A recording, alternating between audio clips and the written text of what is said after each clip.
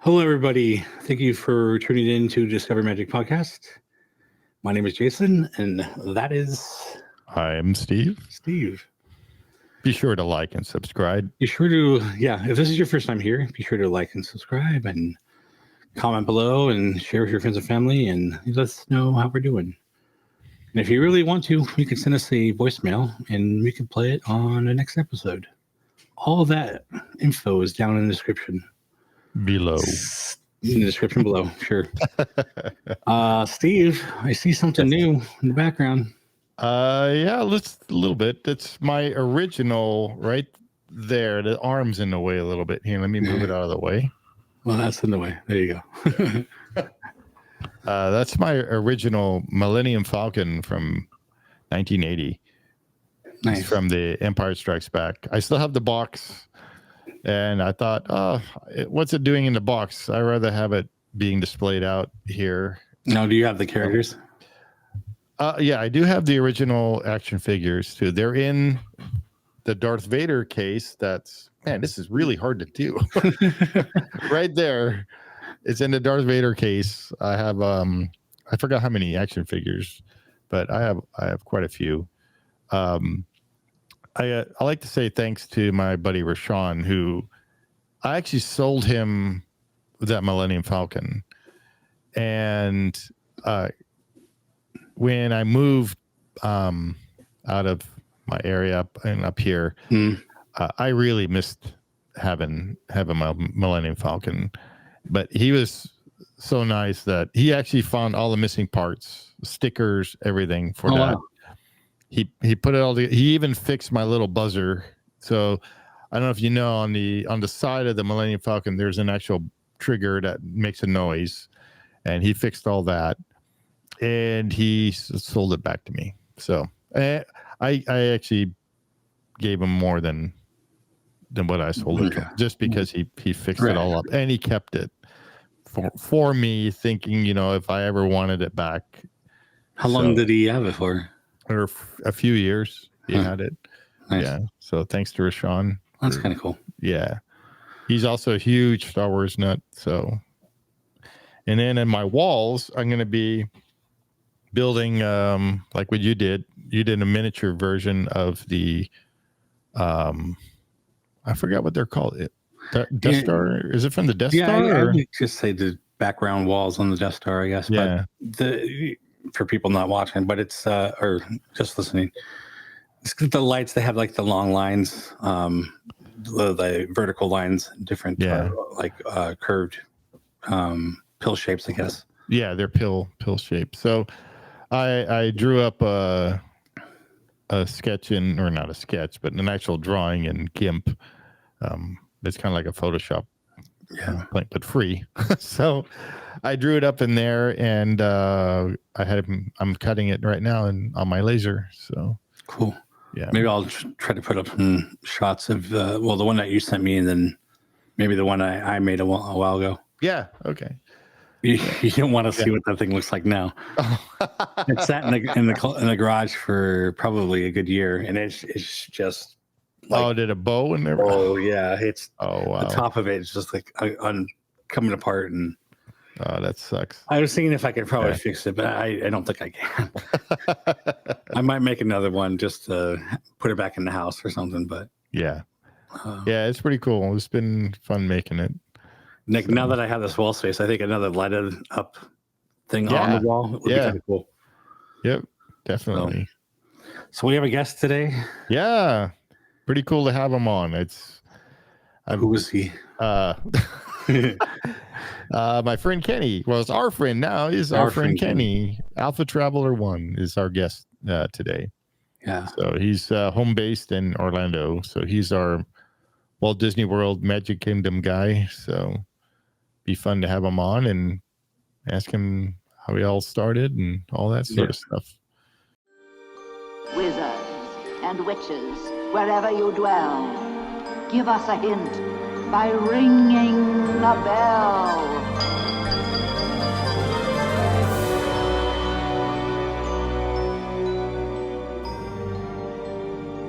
Wind's in the east, mist coming in.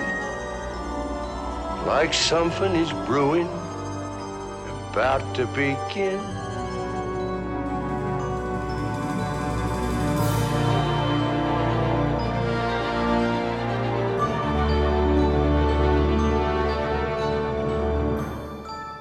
This candle blessed us with a miracle. Take it, Kronk. Feel the power. Oh, I can feel it. This station is now the ultimate power in the universe. Pull the lever, Kronk. There's no mystical energy field controls my destiny. It's all a lot of simple tricks and nonsense. Well, I happen to be a wizard, a soothsayer, a prognosticator. Some all-powerful genie. He probably can't even get us out of this cave. Don't try to frighten us with your sorcerer's ways, Lord Vader.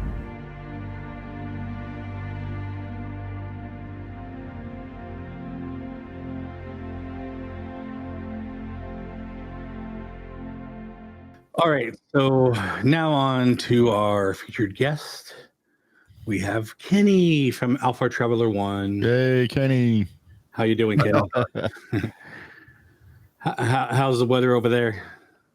Well, it's crazy. It was 30 degrees at night at one point, and it is now back up to 70 degrees at night. So it's everywhere. That's crazy.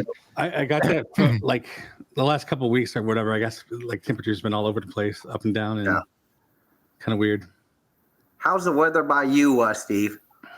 It's getting warmer, so it's no longer negatives or in the 20s anymore. Yesterday was like 40, I think, 39, 40. Yeah. So, and today was what, 45. So what about you, Jason? What is it like you? I mean, right now we're probably good 70s. Oh, that's comfortable. Yeah, I mean, we're kind of over our winter. I mean, Arizona has kind of winter and summer. That's it. But well, your winter's what, like 2 I weeks? mean, it can get cold. It's actually snowed here a couple times, but not like major. Like, it dissipates and whatever. If you go further north, obviously you get higher. Yeah. But it's like it snowed in Scottsdale, and that's not that far away. We've had hail one year that were like golf ball sized and destroyed a bunch of cars. But normally it'll get to like 50s and 60s during the night, but the days are usually still pretty decent. Oh my God! So you guys are really more from an AC home to AC car to AC work, AC restaurant, back to AC car and AC home. Mm-hmm. And then you're more like that than us in Florida. Well, over there's a dry heat, right? Yeah, well, that's what they say here too, but it's not. Well, Vegas, no, I mean in Arizona, dry heat, but... yeah.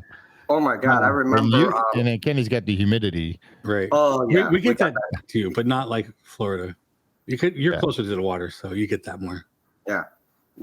So when the humidity comes in from Gulf and the Atlantic side, they all converge on Orlando.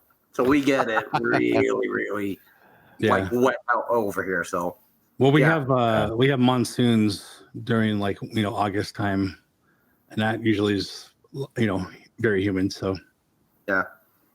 Well, luckily just to give you an idea. So I'm Taiwanese American, or actually I call myself American now. And I went to, when I was a kid in Taiwan, they call it typhoon, these big storms. Sure. Yeah. And I am, even as a kid, I was a little crazy, right? when the typhoon hit, I looked out the window. They're like, get away from the window. I'm like, oh, this is great, And literally, I saw my neighbor's Toyota do this and here, boom. Wow. Toyota's gone. Yeah. So crazy. After it's gone, like 2 days later, everybody started coming out. And he's like, what happened to my car? I'm like, wow, I saw this. And it just went way over there. yeah. And he's like, what? And took him half a day to see it. And that car was over half a mile away. Wow. Wow. They towed it back. It was as flat as a pancake. Yeah. So hopefully you don't get hit like that. I grew up in Southern California, so like during our earthquakes, I would sometimes lay down on the ground. You can feel all the rolls. You really feel it. Yeah. Can you really feel the roll? Yeah. Wow. Yeah. I remember one time washing my car outside, and I didn't feel it at first, but we had a huge front window. The glass. I saw the glass like shaking, and I'm like, "What the heck?" And I'm like, "Oh, we're having an earthquake," and I can feel our street going like this. Yeah, it's kind of crazy. It's a weird feeling. It's the weirdest feeling. Wow. Yeah. Yeah, that's one thing I've never ever gone through is an earthquake. Yeah, that I could feel like you this. don't want to go. Yeah. No, I don't want to go through that. A ride, Disney ride's way more fun. Although, you know what? Universal Studios had earthquake. Wasn't it an earthquake? Yeah, it was an earthquake. It was on the tram ride. Yeah, that is the closest thing I've done. Not quite the same because that's everything shaking around you. Yeah. You know, the cart doesn't really shake as much. No, we were saying though, earthquake is technically the one like natural disaster that doesn't kill people. You're right. I mean, unless the ground opens up and like swallows you, like the most you do is fall down. You know, it's the other things that it's the fires and the buildings. Well, the buildings. It's all people-made stuff that kill you. Yeah, you're right. People-made stuff. Yeah. That is correct. I never really thought of it that way. Yeah, that is true. So, by the way, thank you for having me up here. Yeah, again. well, thank you for coming. Yeah, thanks for coming on. Speaking of coming on here, or talking about Disney and all that, so might as well hop into that.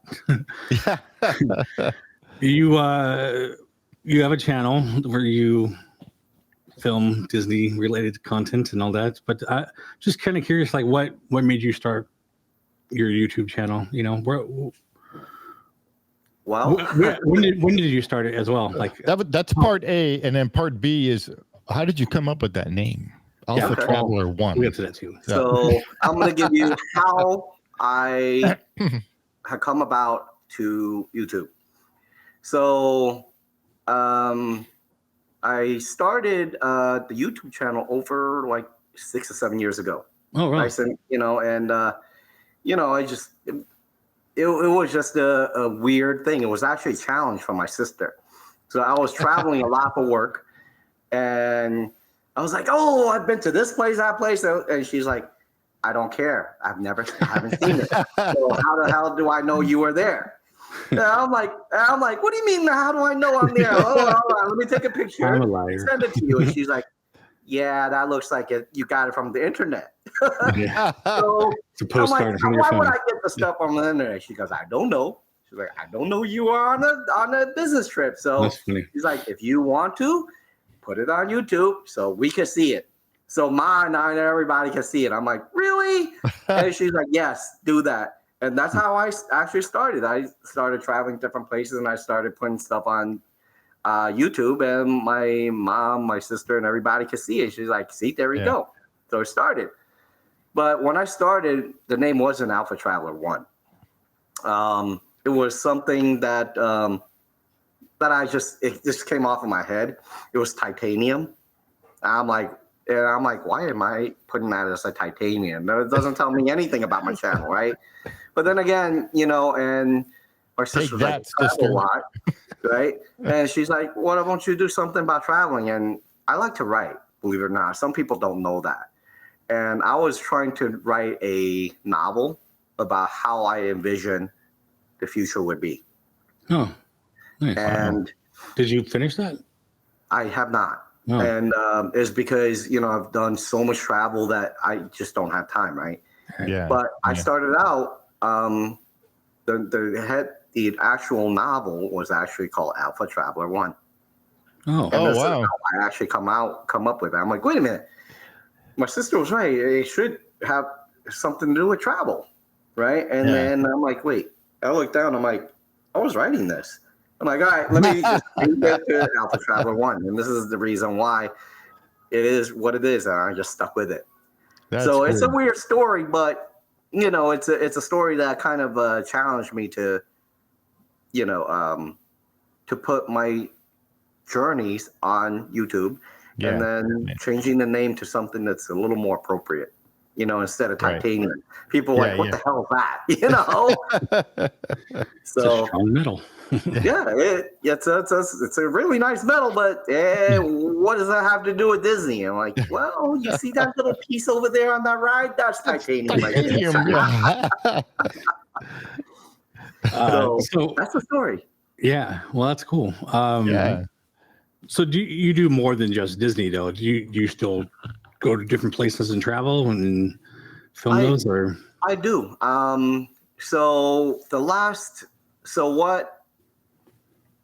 me take a step back. Yes, I do a lot of traveling, but I had done a lot more traveling. I have not done too much of traveling because I had God bless her soul, my dog had passed, and I had to really stick around, to take care of her. So I haven't really done that in the last year and a half. But even so, prior to that, it was a pandemic. No one could travel. So, kind of stuck around. Right. But yeah, I do like to travel. I do I do a lot of New York, Vegas when I love Vegas. But it's just, all your buffet videos, I have to watch. So now Next time you're in Vegas, I'm happy to go there.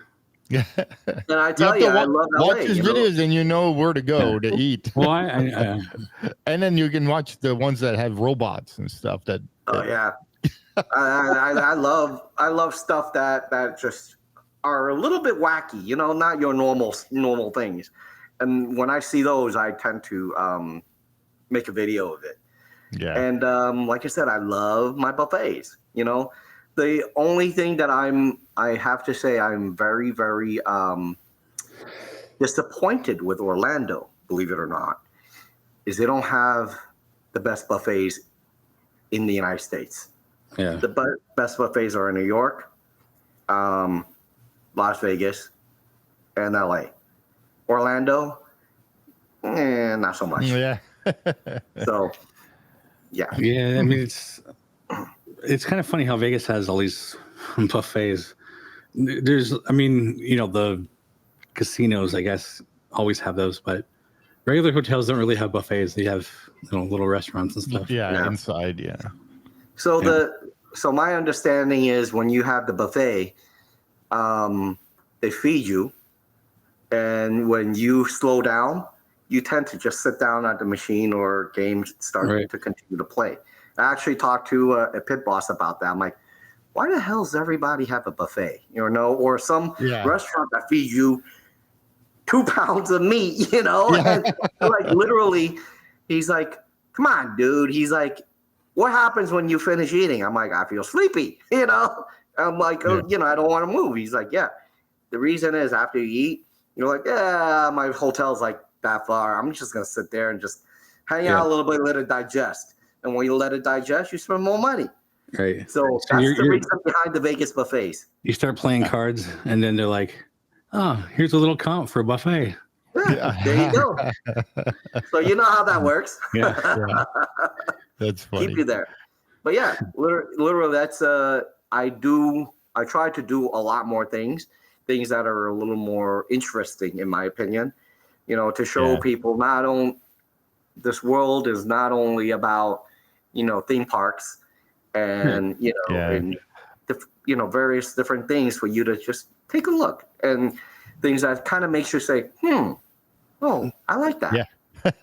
So that's kind of like, I like your the Delta ones where you go into I forgot what, the Delta Club or something like Delta that. Club, yeah, and you show all the food and what you can do, and have the showers or whatever and stuff. So that's cool. Yeah. I never got to go on any of those. What's funny is, so my dad he actually worked for Western Airlines, and they got bought up by Delta, and we would fly everywhere with Delta. But when we got to the spot, we never went into the little lounge or anything. We just just sat at the, what do you call it? The terminal. Yeah. And then go in. That was it. Yeah. Into the plane. Yeah, that's what when I moved to Arizona, I would fly back and forth to Boston quite a bit. But I like you, like I would just sit at the terminal. Yeah. And wait. Yep. Yeah. You don't sound like you're from Boston. I'm not from Boston. I'm from California, but I lived in Boston for like. You're like Boston. I'm like, wait, you should be Boston. Yeah. Boston. No, I never. Your cockies. Your cockies and your cockies. Wicked pissa. Yeah. I know. Yeah. Yeah. No, I never got the accent. I kind of so my way of getting into into the Delta Club and the American Express clubs is based on my American Express credit card. Oh, okay. I'm kind of like, look, I spend enough, to get the credit card and all the benefits. I'm going to use it. Yeah, of course. Yeah. Yeah. So every time I travel, I'm before I travel, I'm like, all right, which club is around there? And that's kind of how I want to make sure I get the best of it. And literally, just to give you an idea, there are times where I'll go in 4 hours ahead and I'll have lunch and dinner at the same time. Right. Yeah, it's kind of neat how you go in and then you actually show us, what all is included with your membership and stuff like that. So it was really neat to see. So for a few years, I do woodworking just like Steve. I'm in a woodworking group on Facebook, and a few of us would go out to a convention in Atlanta, and it was like every year. So after like the first year, I decided that I was going to fly first class. So like the next couple of years, I went first class, and I would never go back to regular. Yeah. What is your thoughts on first class? Do you fly first class? Do you not? Or? Yes, I do fly first class when it makes sense. I'll tell you what that means. If there's a flight that's less than 2 hours, I generally look at the price and see if it's worth it. Sure. Right. The ones that are worth the money to me is the ones that have a longer haul. They tend to give you better food. Right. They give you better service. And you could actually sleep more.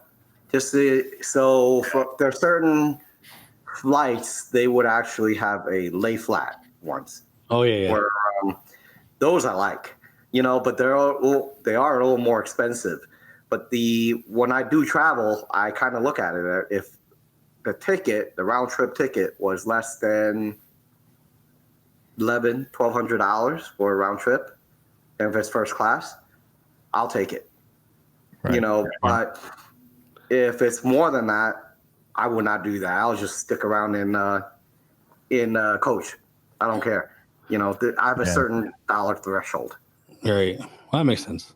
A lot of my experiences, I think they were more business class, but they called it first class. Yeah. Just because they don't have a first class, Yeah. It's just, but it's still like, to me, being bigger and taller, like more leg room was like number one factor. So. Super important for Funny me. You should say that because just so you know, in the United States, first class, you actually sit majority of it. It's like it's a bigger seat. That's all it is. Yeah. You're talking about first class in international bases. They all are lay flat. Right. They go all the way up to having like a little booth of your own. That's how big some of these things are. Yeah. I've seen the ones from what was that?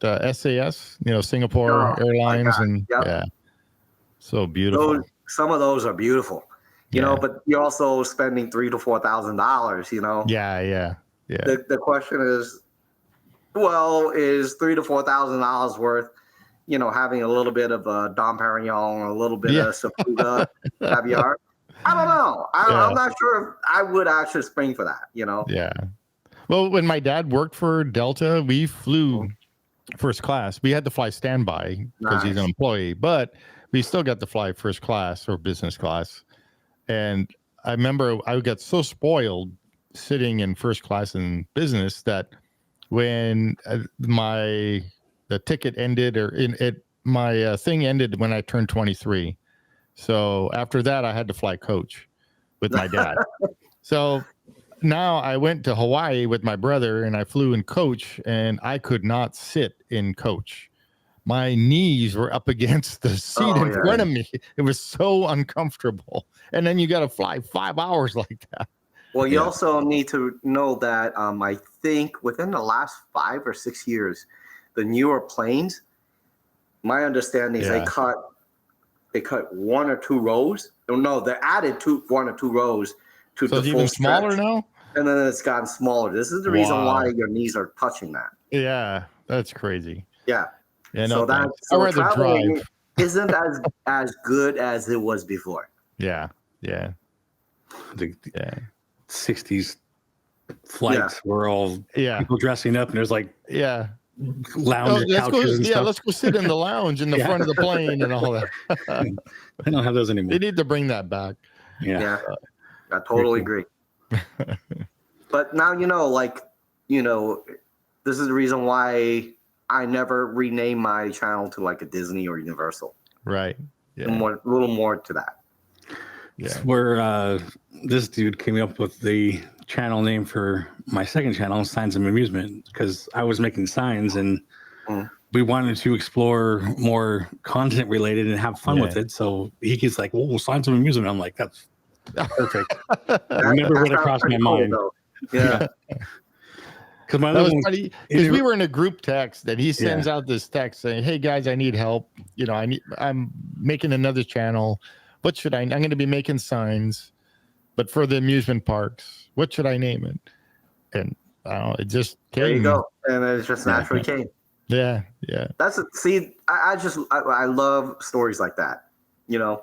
Where it's just different. It's not like, oh, I specifically said I want to do X, Y, and Z. There's a little more backstory. I love that backstory. Yeah. Oh, like yours. Yeah.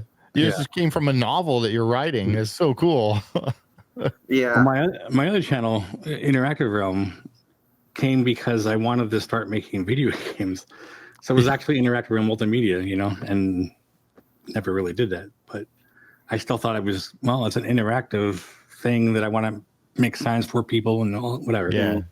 So it kind of stuck. But coming up with this Discovered Magic, I mean, that took a while because there's so many. I couldn't think of anything. As soon as he said that, we had all these names, and he said this name, the Discovered Magic podcast, and I'm like, oh, I love that. Let's just stick with that. And being Disney related, we have DIS and DIS, front of there. So I just kind of fit. Awesome. So speaking of that, Kenny, when did you discover the magic oh my God of Disney? When you first discovered your love for Disney.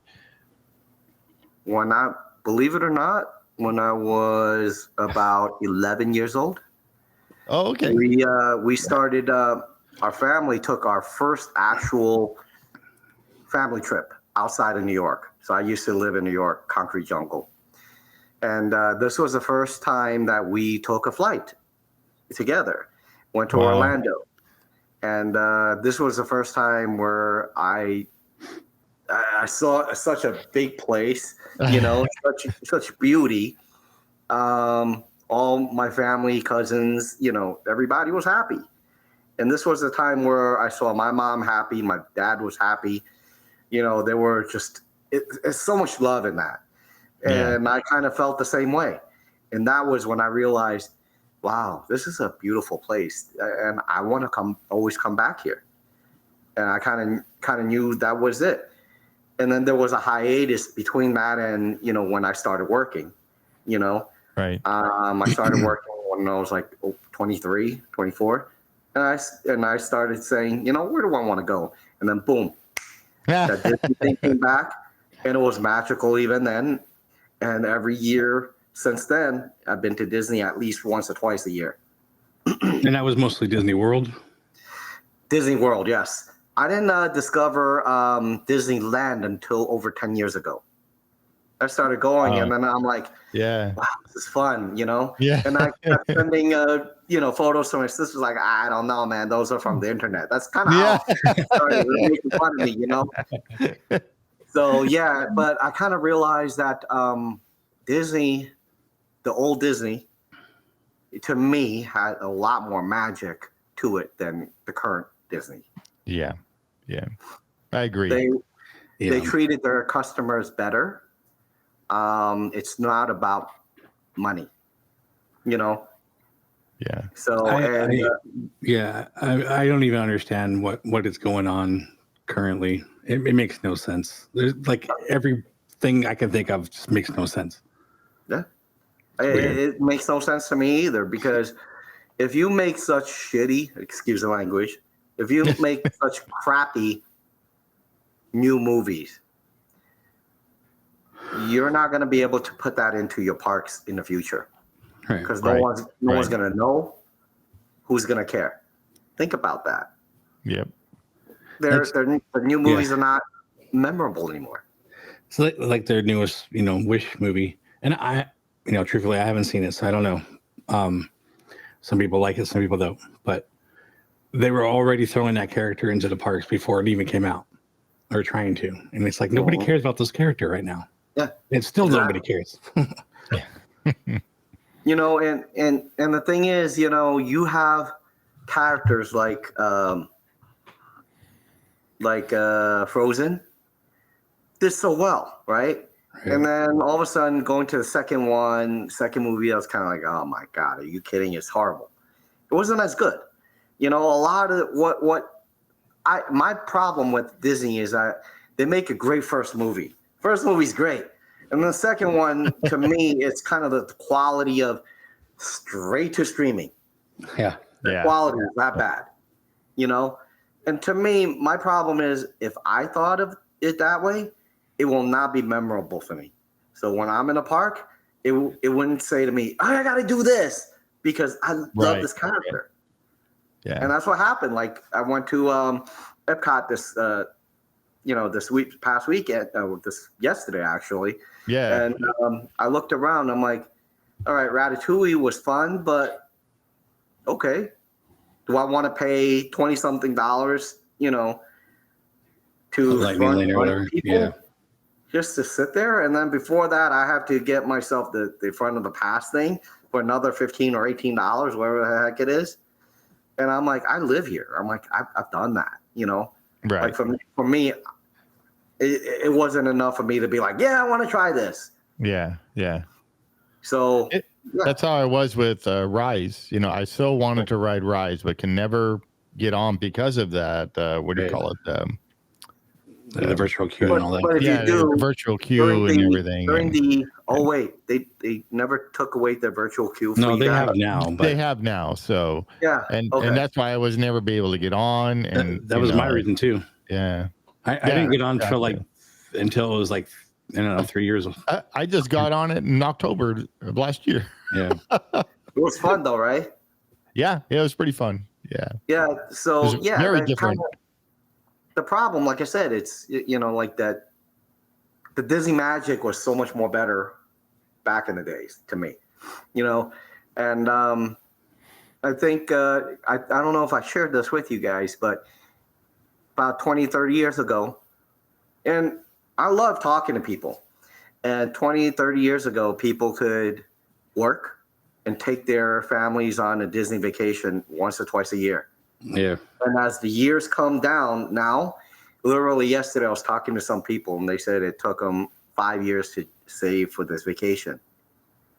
Think that through, man. That's crazy. Yeah. I've said this before. Yeah, it might have been with you. I'm not sure. Yeah. But our friend Christy took herself and her two kids to Hawaii, flying over their hotel, over that, and it was cheaper. I think they stayed for a week. That week was cheaper than going to Disneyland and staying for like 3 days. Wow. Yeah. It's crazy. So, that's insane. You're right. And I think it was with me. I think it was the first stream. And I also shared a bunch of friends who were multimillionaires, and they're always making fun of me about going to Epcot. They're like, listen, man, stop, and a few of them are like, listen, you do understand I live in Orlando now, right? I don't have to fly back and forth. And literally they said, well, for them to take their family here, because they normally stay at the higher end resorts. And literally they said they priced out for a family 4. And that also includes having the dog in, doggy daycare. They have to factor that in. Right. For a week, it was almost $9,000. Wow. That's crazy. Right? Like they want to do everything, right? They want to eat there. They want to do the whole immersive experience. And they literally said, we went to Paris last year, 6 days, 6,900 for everybody. Did everything. Yeah, and they can afford to do whatever they want, and they still chose not to. So they chose not to. Yeah. So that's kind of how I got the magic, was because literally as a kid, I'm like, this is a beautiful place. My family, I see everybody here smiling. Everybody's having fun. And this is a place that I will always gravitate to. I still do. Although even though, I'm speaking out against some of the stuff that Disney does, but it is not out of spite. It is out of the love for Disney, saying, what are you doing? Get your act together and start making magic again. Yeah. That's what we always say here is, we're not here. We don't want them to fail. Yeah, we don't want them to fail. We're not here to like bash them. We're just telling it how it is, and we want them to do better. Yeah, so, I agree. So when did you start actually like recording? Because I remember, I don't remember if I saw you first or you saw me first, or how that worked. But when did you start recording your trips to Disney? Believe it or not, I still have VHS tapes somewhere lying around. That was not recorded. That has not been. You need to put over. that on YouTube. You need to put that on YouTube. I just put mine up there. Believe it or not, I have a really crappy little VHS that still works. And I have all these wires I have to connect them to, and then back into my TV. And I'm looking at it, I'm like, man, that looks like crap. Yeah. But yeah, so that's how long ago. I'm not going to tell you how long that is. Yeah. But VHS, man. I had one of those things that, kind of like a boombox, video recorder that you have to put on your shoulders. Yeah. I have one of those. That's how long ago. Collector's item. Yeah. I mean, there's tons of places where you could get that transferred to digital. Yeah. I just did mine. Yeah, well, we were just talking about this because we rode. Well, we didn't ride, but we watched the ride of the Skyway buckets. Oh, right. And we were commenting how steady it looks. Yeah, how nothing was shaking. The camera was actually pretty decent, and it's because I was saying it's somebody has it on their shoulder. It's not like a phone somebody's holding and shaking. Yeah, not like recording that's this. That's my problem too, though. It's kind of like I popped one in. I'm like, oh my God. I'm going dizzy like this, I'm like, is it worth converting it, Well, you could stabilize it. You're going to lose some edges, but. So like mine was from 1993, and mine was on a Betamax, the little camcorder. And I converted it on my computer, and then my friend Alex, the historian, he actually upscaled it and fixed it all up a little bit to make it look a lot nicer.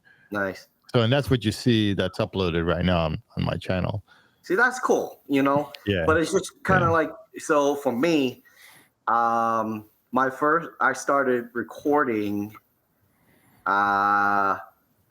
literally when I was I was still living in New York. I was still doing some recording. I was recording of Six Flags Great Adventure up there. That's my first home park. And then moved down to Atlanta, where we had the Six Flags over Georgia, and then moved to Richmond, and then Busch Gardens up there became my park, and then moved to Miami for a little bit, and then came back up to Atlanta, and then from Atlanta to Texas, where I had the all the Six Flags San Antonio, and then the Yep, SeaWorld I remember. San Antonio Yep, ones, I remember those. and then moved here. Yep. So I got all kinds of stuff in that in the closet right there. Anything from VHS to the Betamax and the Super Betas, you know, the little ones. The little ones, the yep. digital ones I still have. Yeah, I don't. Eventually, I'll get that moved over. But now you know how long that was. Yeah. So you never made it to any of the international parks? No, because so here's the thing. My understanding is, so I wanted to go to one in Paris, right? But that was kind of like on the bottom of my list. The reason is, knowing the history behind the Paris one, the company that partnered with Disney was kind of cheap. You know, they didn't want to pay for anything new. So everything that's in Disneyland Paris and all the parks are the old stuff that was in Orlando. I've done it. And the problem with the ones in Asia is that they're all tied to the communist China. Yeah. I don't know I don't know what's gonna happen. You know, me being Chinese from Taiwan, they're gonna be like, "Oh, I want to take you guys over and give me a problem." That's kind of where I'm like, no, you know. Yeah. And throughout this whole time, I was hoping they'd become democratic. Who knows? Yeah. Maybe one day. Yeah, I heard that about Paris as well. But then, like, their castle is completely different with their foundation. It's got the dragon underneath. The underground, that part's pretty cool. Yeah, like the Hejume's little thing for Alice in Wonderland or whatever. It's kind of cool. There's somewhat different stuff there, but yeah, I mean, their attractions, I guess, for the most part, are pretty standard. Yeah. What about at one Tokyo? point they dug up, you know, where we have the mine train, that whole area. They literally dug up everything there, and all our dark rides in the Magic Kingdom. Dug it all up, pushed it out.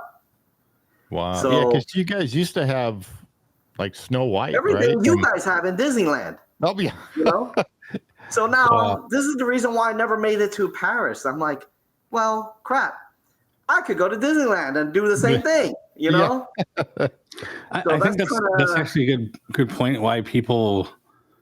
I mean, especially for Disneyland, they get really upset when things change because we don't really change stuff. No. I mean, like, we don't remove rides. We just kind of keep rearranging things or same thing. But you know what? More. The same thing is just awesome over there. You know, I mean, like your the Disneyland Haunted Mansion. You guys have. It's just very different from ours, right? And then, like we said, the Pirates of the Caribbean, you guys have 2 drops. We got 1 little drop. Yeah. You know? Kind of like, man, I feel gypped, man. You know? 2 drops good, 1 drop not. Exactly. You know? And our railroad is way better. Oh, my God. Way better. You guys, you have so much land that there's nothing to look at on their train. And you know, and Steve, you notice that I haven't put any videos on the railroad here in Magic Kingdom because to me it sucks. There's nothing to look at. Yeah. Parts of it, you're looking at the parking lots of these hotels. You're like, really? Yeah. Like you couldn't have put anything better out there, you know? Yep. And to me, and this is how I see it. In order to have a extremely well-run park, you have to have an extremely well-run train, right? Yeah. Oh, I remember you saying that. Yeah. But it's you not saying that. Yeah. really that great. Look at Disneyland. You can see all kinds of stuff. You're not bored. No. Like if you go on, literally, when you guys come here, I'll show you around. Literally, Jason will be there like, you know, he's gonna be like, wait, did we start moving yet? Like, we're done. We're done. Let's go. And Jason will be like, I'm like, listen, no buts, man. We videotape. Let's go. Okay, you didn't miss anything. But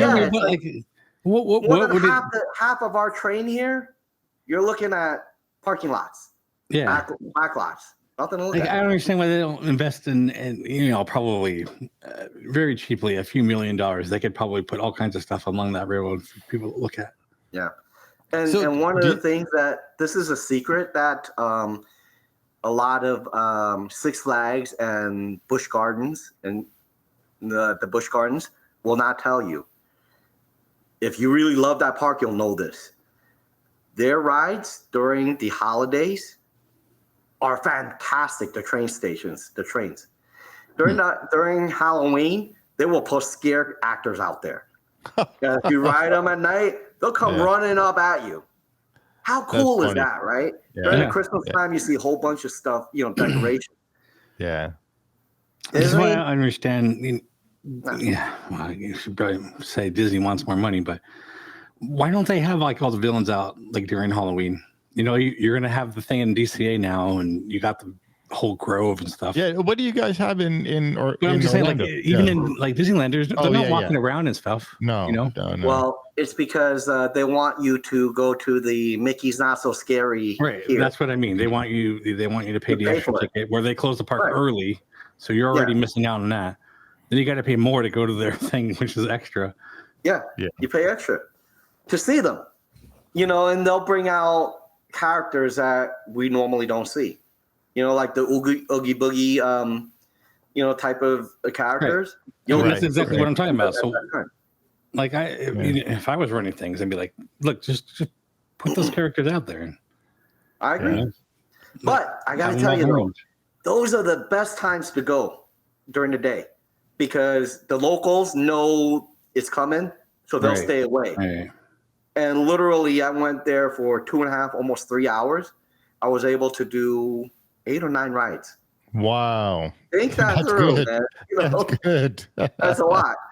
And I'm Speaking like, how's that possible? And literally, the cast members are like, this is a big. Oh, okay. Yeah, because most of them are going to come later in the day. Yeah, they're going to come. They bought the tickets, and they're like, I don't want to do this. Yeah. But so that's a secret. So speaking of things to do at Disney, what is your one thing that you have to do when you visit the park? Which park? Let's just say Magic Kingdom for right now. Okay. When you go to Magic Kingdom, what's the one thing that you have to do? Actually, hang on. Let's make this a two-parter. Okay. One thing you have to do, and the first thing that you do. Oh, there you go. Yeah. So Magic Kingdom, the first thing I have to do. Don't say go to the bathroom. This is no. Besides all that stuff. No, I'm good with that. No, the first thing actually, this is gonna sound weird, but I actually look at the popcorn stand. I look for the popcorn holder to see if anything. Oh, the buckets. Yeah, the buckets. Yeah. And I kind of like their buckets, but it has to speak to me. And I only have 2 of them here, but they all speak to me, And it's something about that I like because even though it's popcorn, I could put all kinds of other stuff in there. Home. Yeah. And some of them are interactive. Yeah. Like we have a Disney tree. That inside. Oh, I saw that. Yeah, the one you showed. Yeah. Right? Yep. Yeah, that was cool. Up, and then you press another button. It blinks here and there, and that's awesome. Yeah. So that's the first thing I'll do. Now, what I have to do is either the Haunted Mansion or the Pirates of the Caribbean. The reason is I actually enjoy the immersiveness of the ride. Right. When you sit in there, you are in that room. You're in that scene, and those are the type of rides I truly love. And this is the reason why I think those rides, the versions in LA, in California, do it so much better. They have less blank spots, or dark spots. Right. Yeah, because I remember you saying how when you saw my Pirates that you said this is so much better than Walt Disney World's Pirates. Yeah, exactly. So to me, that's a must do for me. See, that's funny because your Pirates technically has less scenes than ours, less drops. Yeah. But your queue is probably better. I mean, it's got more. Yeah, the queue. You guys' queue is pretty cool. Yeah, because most of the queue at Disneyland is outside. Yeah, you know, true that. And then it goes all the way to Haunted Mansion and it comes back. Yeah. Your Haunted Mansion actually has a better queue, but your ride actually has more scenes than ours, like the stairs and the library scene. Yeah, that was the one thing when I saw the Haunted Mansion video from LMG of Walt Disney World, and when you first get on and how you go through the hallway, I thought that in that library that was actually pretty cool, and how you have I forgot what the name of that with the stairs going. Yeah. I forgot what that's upside down. Yeah, there's a specific artist that did that. I forgot his But name. if you really think about this, right? This is where I appreciate an Imagineer saying, "We got a dark spot up there. Doesn't do anything. What the hell?" You know? What if you sit back, you're looking at, okay, there's a few here and there, and you know Disney has a tendency of having some prop failures. And if something fails here, you're like, wait a minute, what the hell's in this room? You know? And then you could put that up there. You're like, wow, okay. Your eyeballs are everywhere instead of this broken, broken stuff, you know? Yeah, like how we talked about pirates in Shanghai, how there's stuff above you as you're going through the ride. You can look up and there's had branches or whatever it was that left, right, down, everywhere. You're like, wow, you know? And then you're in the water. If you think about it, in the Shanghai one, as you go through, you hear the water splashing, right? Yeah. That tells you you really are in the water area, you know? So for me, you're like, you have that immersiveness, you have that projection, right? And the projection moves. And I know we could do that because our Ratatouille ride, it feels exactly like that. There's certain scenes. Yeah. I've never been on that one, so can't say that. But when you guys come here, you'll see. You're like, hey, this does feel like it's very different, you know? Yeah, because you're like miniature, right? You're like a rat. Yeah. You're like rats. Yeah, you become a rat. Yeah. But then, if you think about it, those are big projections too. When you, like I said, you come here, you'll be like, oh, I get that now, And that's what I think Disney needs to do more of, that immersiveness. I mean, if your story doesn't bring me in, like I'll give you an example. I happen to love Peter Pan because I grew up as a kid. That's bringing me in, right? But all these new things are going to put in, it's not going to bring me in. So what's going to bring me in? What's going to give me my enjoyment? You got to give me that immersiveness. You don't give me that immersiveness, guess what? You're going to lose me. Simple as that, Yeah, that makes sense. So I'll tell you though, one of the best things that you guys don't have yet is Animal Kingdom. The Avatar attractions are both very well done. And if you go, what's it called? Flight of Passage. Flight of Passage. Yeah. Yep. And then you got the river ride. But one thing for you guys and for your viewers, if you stay in Animal Kingdom at night, you have to do Avatar the whole land. Because at night? Is it all like lit up and stuff? It's lit up. Oh, so cool. At night, still they close pretty early still, right? Yeah, they do. But what's really nice is that they have a lot of black lights out there, and they have little things that as you walk over the black lights, you see it glow. And if you have like white shirt, your whole shirt glows. It's just it's just such an awesome attraction.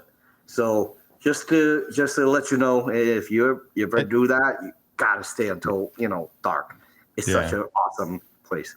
Well, I mean, we're California supposed to get something We don't know what exactly it is yet, though. Where are they going to put it?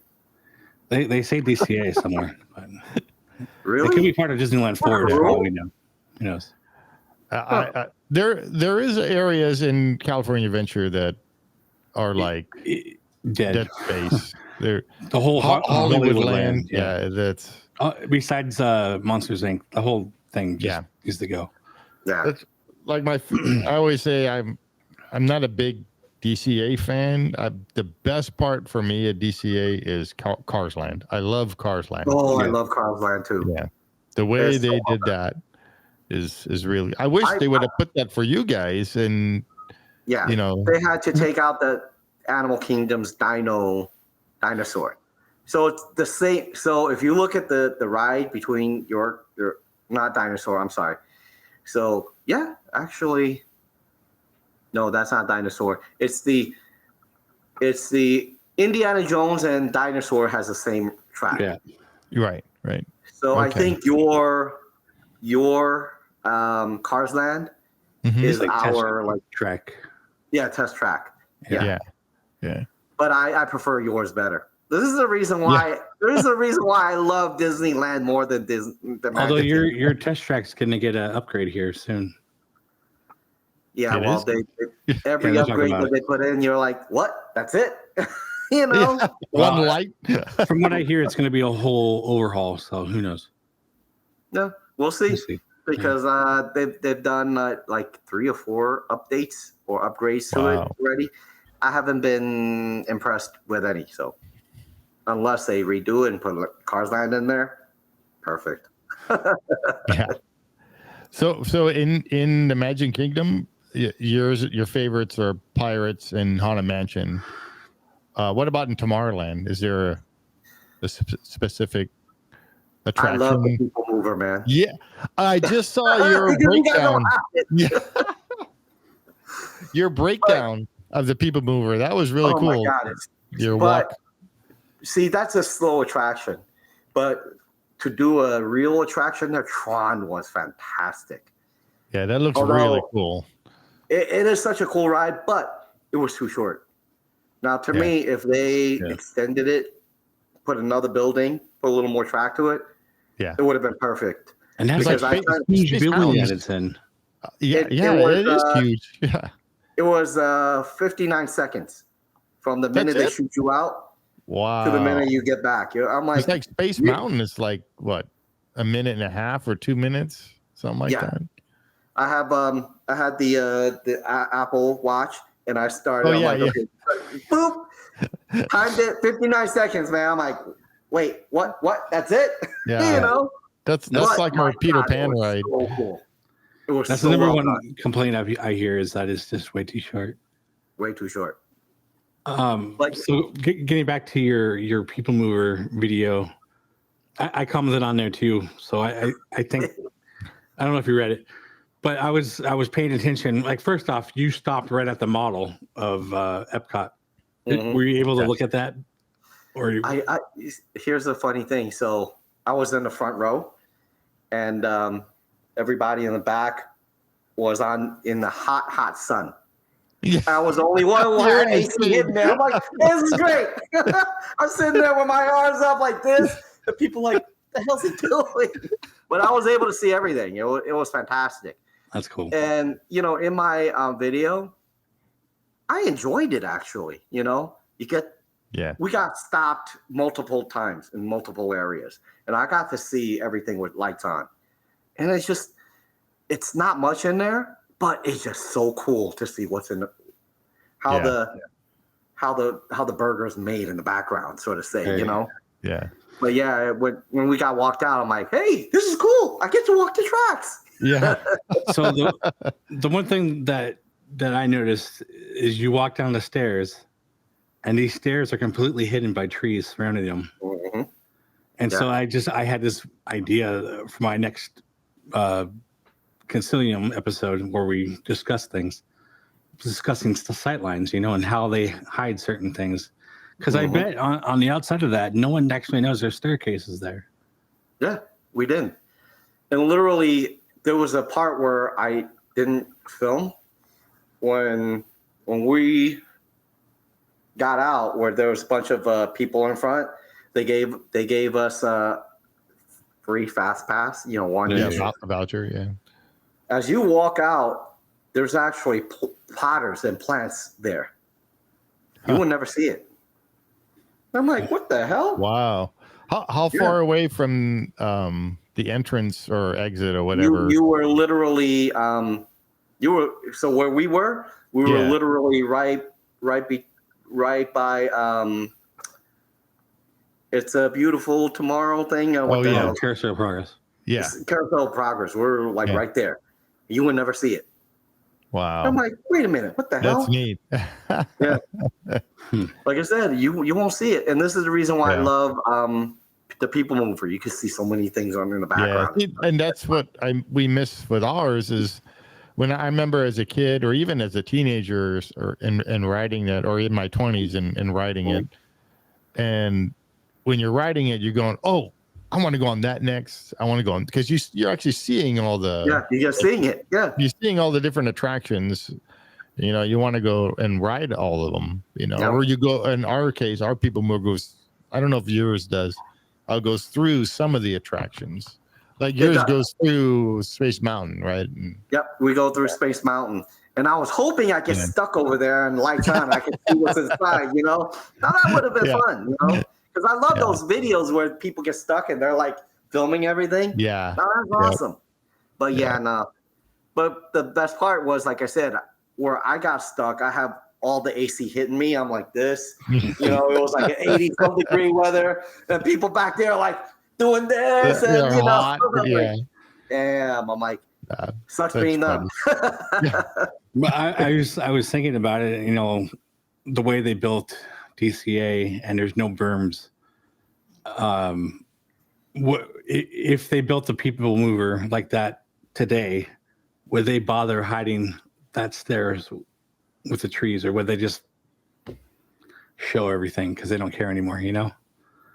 Well, I know because they would hide it because remember they consider the parks part of a set. They actually call those sets. So you can't show people the actual back of the set, sort of say. I kind of asked I asked the cast member, I'm like, what do you think if they have new things like that come out? They're like, listen, these are sets and we will never show you the back lot. These are the back lots. Yeah. Like, that makes sense. How she explained it to me. Yeah. So I basked. Well, that's good. I mean, that's good to hear. Because the number one thing people say about DCA is there is no berms, so you can see. Yeah, you see the hotels. Yeah, you can. Yeah. And that's when you're the other thing about Disney Forward. If they do that, how do you hide the Disneyland Hotel? It's going to be right there. Yeah. I don't even know if you could, unless you put a roof over something. I don't think they would. Yeah. You put they hid the Matterhorn, so. Well, they put a giant tree or another building. Yeah. Like the Spider-Man rides this one giant building there. But you also don't want the block people staying in the hotel from. Yeah. Like you don't want to just here's a building to look at. Like But see, here's the thing. What you just said made sense because you don't want to block people, right? Because they sell those by views, right? Think about it. So if you get rid of the view, they can't sell that extra $200 a night. Yeah, it is $200 a night. I've actually priced that out, man. What is the is it the Adventureland side that faces like towards Making Your Friends? Like that's going to be the most popular tower once Disneyland Forward gets in there because you'll be able to see stuff, Oh man, it's going to be $200 or $300 per night more. Yeah, those prices are going to go up because right now, like you're facing this way and Disneyland's over here, you don't see nothing. Yeah. If you put Disneyland Forward in there or one on DCA, like both sides are going to have it's a good view. When I stayed at the Paradise Pier back in the day, we got Park View, and I was on the 14th floor, and you can actually see a lot of California Adventure. Right? Yeah, you can actually see a lot of California. Disneyland Forward, the backside would still see Park. Right. Right. So, yeah. But yeah, I doubt they're gonna want to hide it because they could literally charge people $200 to $300 more to see the park. Yeah. They want that. Yeah. Because if you think about it, a big hotel, you're probably about 200 rooms, right? Yeah. So if you look at the skinny ones, like, well, half the people on this side, half the people on this side. Let's say 200, you got 100 rooms here. 100 times, let's say we're going to give them the benefit of the doubt that they're going to be fully booked every time, right? 100 times $200 a night extra per person. That's a lot of damn money, man. Yeah. Yeah. It is. Think about that, you know? So they're not gonna miss that opportunity. I doubt it. Yeah. So you have a magic key, right? Well, Or you did? you guys are called the Magic Key. Oh yeah, yeah. LA. What are they called over I have there? the Sorcerer, which is the second to the bottom one. Oh, okay. Is it still called AP over there? Or? Yeah, what it's is it called? Oh, it AP. is. Okay. They're like, which AP do you have? Oh, I have the Sorcerer. The reason why I got the Sorcerer is because, well, when I was able to travel more, because I just recently lost my pup, right? Yeah, yeah. But when I was able to travel more when she was healthy, I was never at home during Christmas and Thanksgiving, so I didn't care. For me, right. I'm like, I'm not going to the parks then. I'm going to be in New York, seeing family or somewhere, right? Or in the past, when I'll split up Christmas, I'll have half the time in New York, the other half I'm in LA. Yes, Disneyland. Spent Christmas in Disneyland quite 5 or 6 years straight, I think. Wow. It was, well, not Christmas Day, but No, literally but the Christmas, days, right. before and after. So for me, that's this is the reason why I never got the higher end. I forget what the name is, but for me, it's kind of like, well, if I buy that, that means I could go in, but I don't really go in, during those times. Why pay? Right. Yeah, you would want to pay for that. Yeah. And plus, it's every year it goes up in price. Yeah. And this year it's $1,100, a little over $1,100 I paid for the annual pass. And here's a trick. I bought Disney gift cards to pay for this. Oh yeah. And I saved $100 by using the gift cards. Wow. Because why? Yeah. Because if you buy the gift cards at either BJ's or Sam's, they give you $50 off for $50 or $25 off for every $500 you buy. Oh, okay. That's like you said, Sam's, like Sam's Club. Sam's or BJ's? I don't remember which one. I think it was BJ's. I don't know what that is. I have them all. It's like Costco. Oh, it is. But Costco don't. It's at least on the East Coast. Yeah. Oh, the only BJ's I know is that pizza place. Yeah. But if you guys ever want to do that, you let me know. If you don't have it, you just pay me via PayPal, whatever. I'll get you the cards and I'll send it to you. Save a whole lot of money. This is how people save money. And this is like, I kind of started doing that when I was living in Atlanta. I'm like, how do I do this? And literally these big boxes, they'll give you discounts on the gift cards. You buy the gift cards. I wonder if Costco does anything like that. I should go look. Nope, not Disney. I tried. No. I looked. Like I said, if you guys need that for BJ's, I have BJ's. I'll go find out what the discount is. I'll let you know. I think it was $25 off for every $500. So if it's 1,000, you save 50 right there. It's your money, Yeah. And I always say to my friends, think that through, man. $50 BJ right there. still requires a membership, like Costco, though, right? Yes. I know. We used to have when I lived in Boston. We used to have an account there. I still can't believe you don't have the Boston.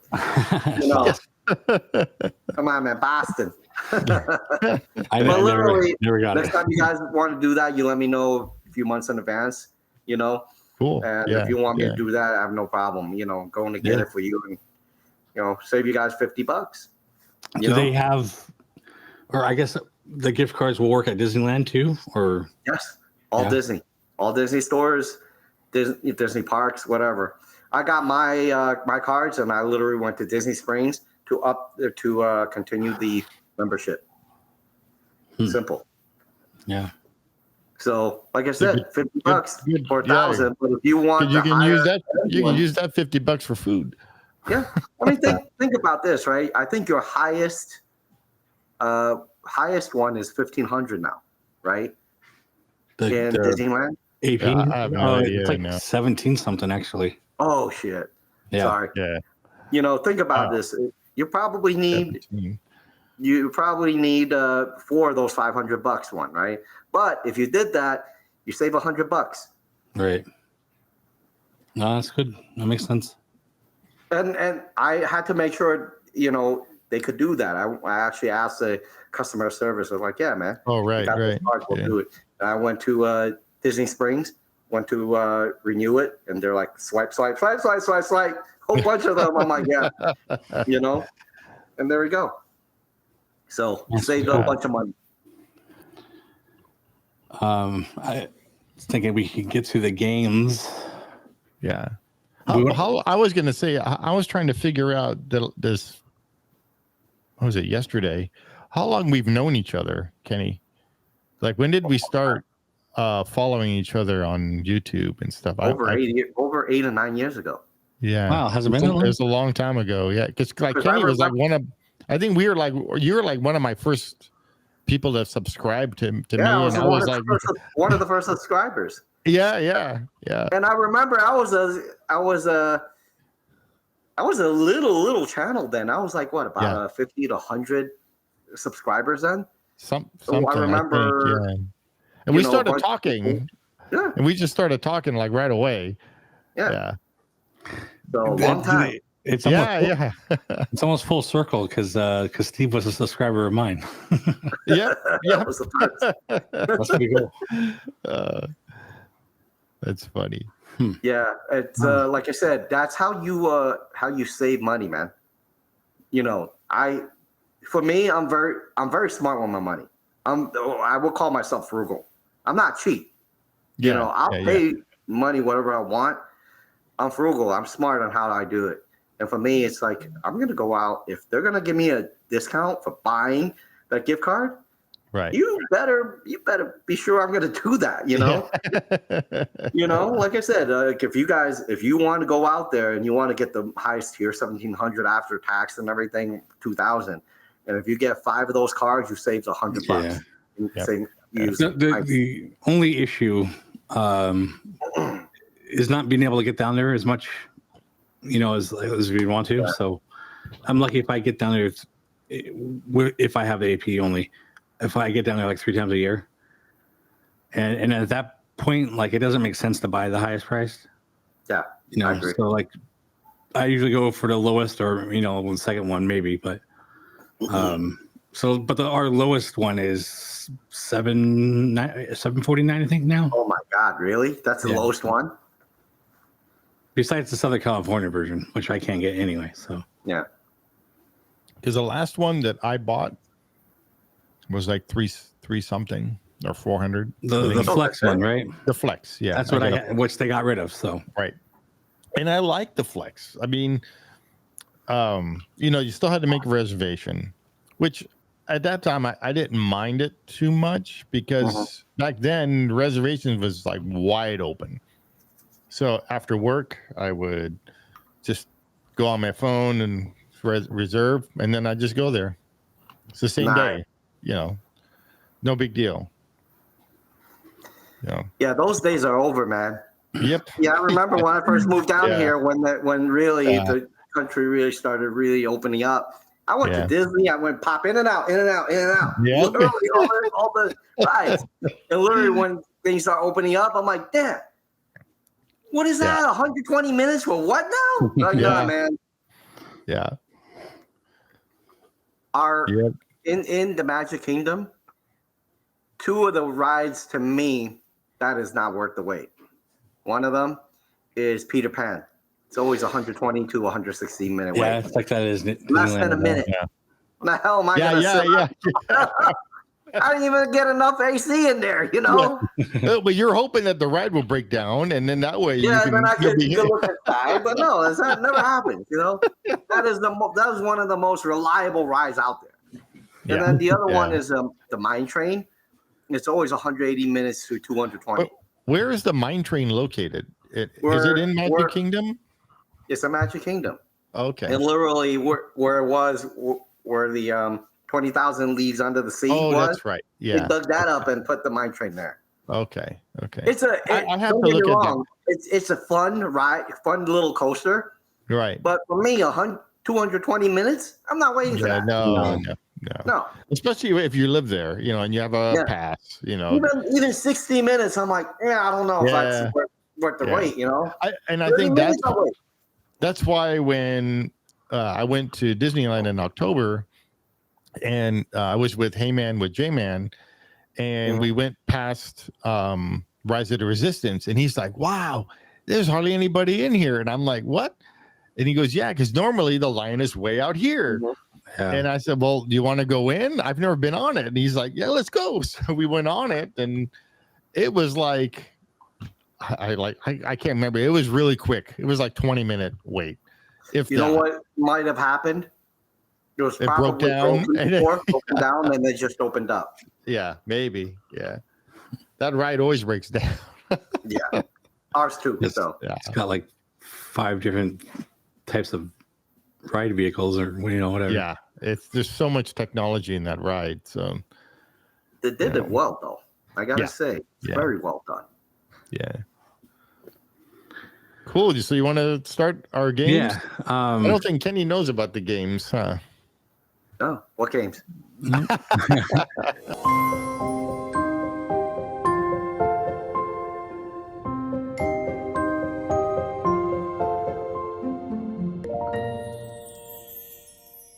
Well, okay. So one of them is just a question. Basically, we call it a magical hearing. It's like a take on Imagineering, so magical hearing. What is your? This could be anything from like a movie, attraction, ride, whatever. Favorite Something sound, park, music, anything from a movie, something that it triggers a memory or something you like, or your favorite music, whatever. Okay. Any park, whatever. Could it be something that Disney never owned but had the attraction? Sure. Okay. All right. Let's go. No, you go. That's yours. Yeah. What is it? Just for you. Oh, so what triggered? Just for you. Yeah. Actually, it's just the view of the castle, because that's the first thing. It has to be something you hear. What I hear? Yeah. Oh, something you hear. The hearing. Okay. Yeah.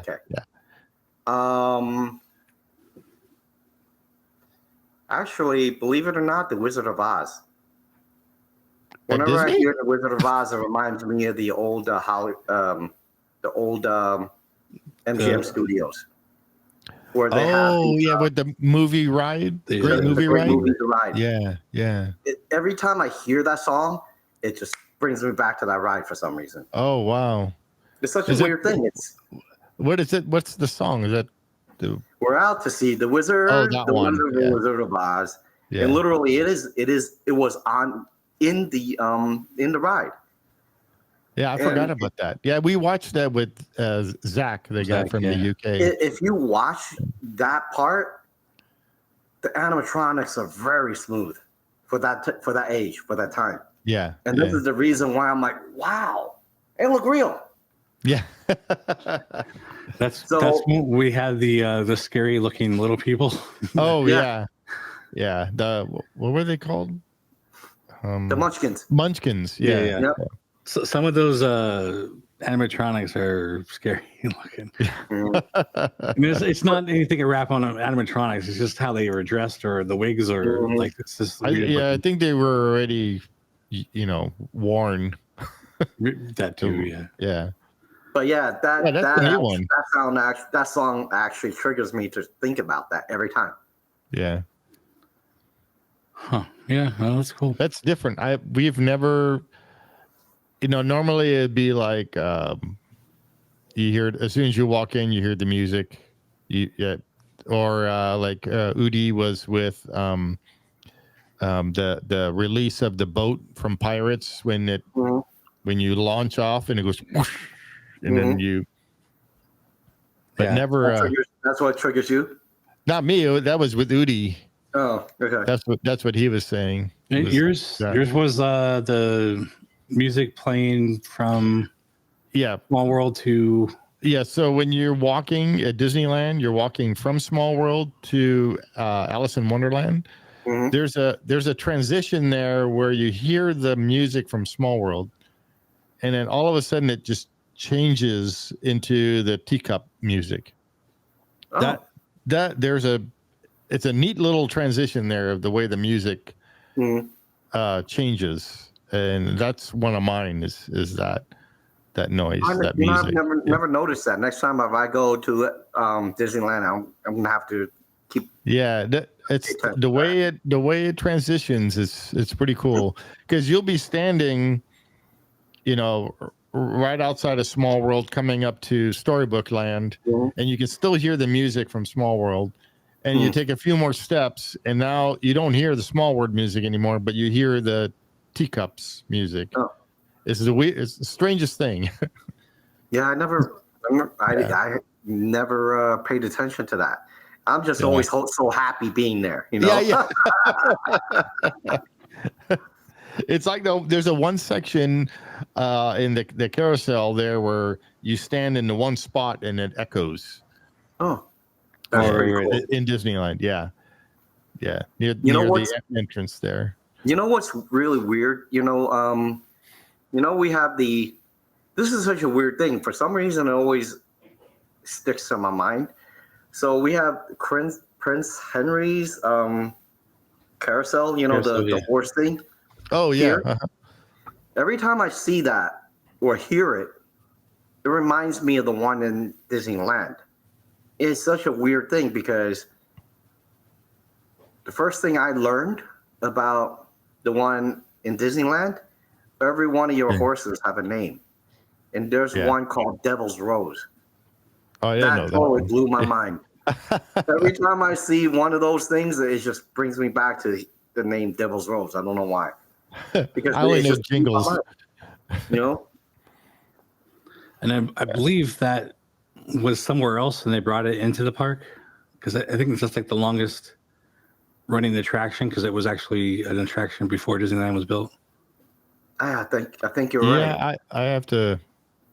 I've heard something like that. Yeah. That was one of the questions. I think I have this on a video somewhere, but when the first time I met Adam the Woo, I was with Heyman with J-Man. And we hung out for like part of the day, and we were running like in a promenade, and we ran into a cast member, and they were asking questions, and I was like one of them, like what is the longest? Used to do that a lot. Yeah, little trivia questions. Because I believe this was COVID's time, so it was before the parks opened again. So we were just all running around downtown Disney. So yeah.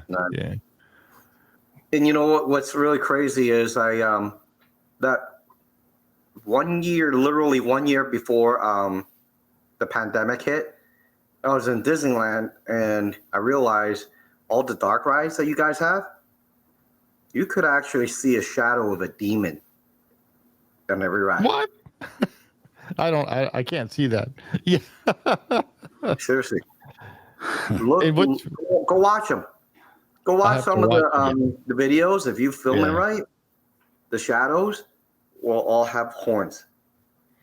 It's the such a weird thing. Of the this is the reason why the name Devil's Rose just stuck with me. I'm like, what the hell? I'm like, what is up with that? Like every one of these things. Now I have to go rewatch some of those. That's so now you know. Such a weird thing. So those are two sounds that always get me back to somewhere. That's good. My go-to is usually something related to Tron. It used to be on the People Mover when you get to the light cycles going, but now Tron Legacy, the whole soundtrack is just awesome. So, did you ever experience that at Disneyland, Kenny? Did you ever the People Mover? Did you ever experience the People Mover at Disneyland? No. There's a section that when it went through the carousel, which back then was America Sings, they had a Tron piece of it. Yeah, really. So, it was just kind of projection mapped on the walls. Projection on the walls. Okay. I got a question for you. I heard that the People Mover is still there. They never got rid of it. The tracks are still there. Is that true? Yeah. Huh. The tracks are still there. In certain areas, the tracks are still there. They got to bring that back, man. Yes. I think they have to figure out what the heck they're doing with Tomorrowland first, which probably comes after Disney Forward. So. Yeah, but I don't care, man. Just bring it back. I want the old ways, man. Yeah. But here's the thing: if they bring it back, how long do you think that line is going to be? Pretty long. It'll be long. And knowing Disney, they'll put a lightning lane on it. So. Yeah.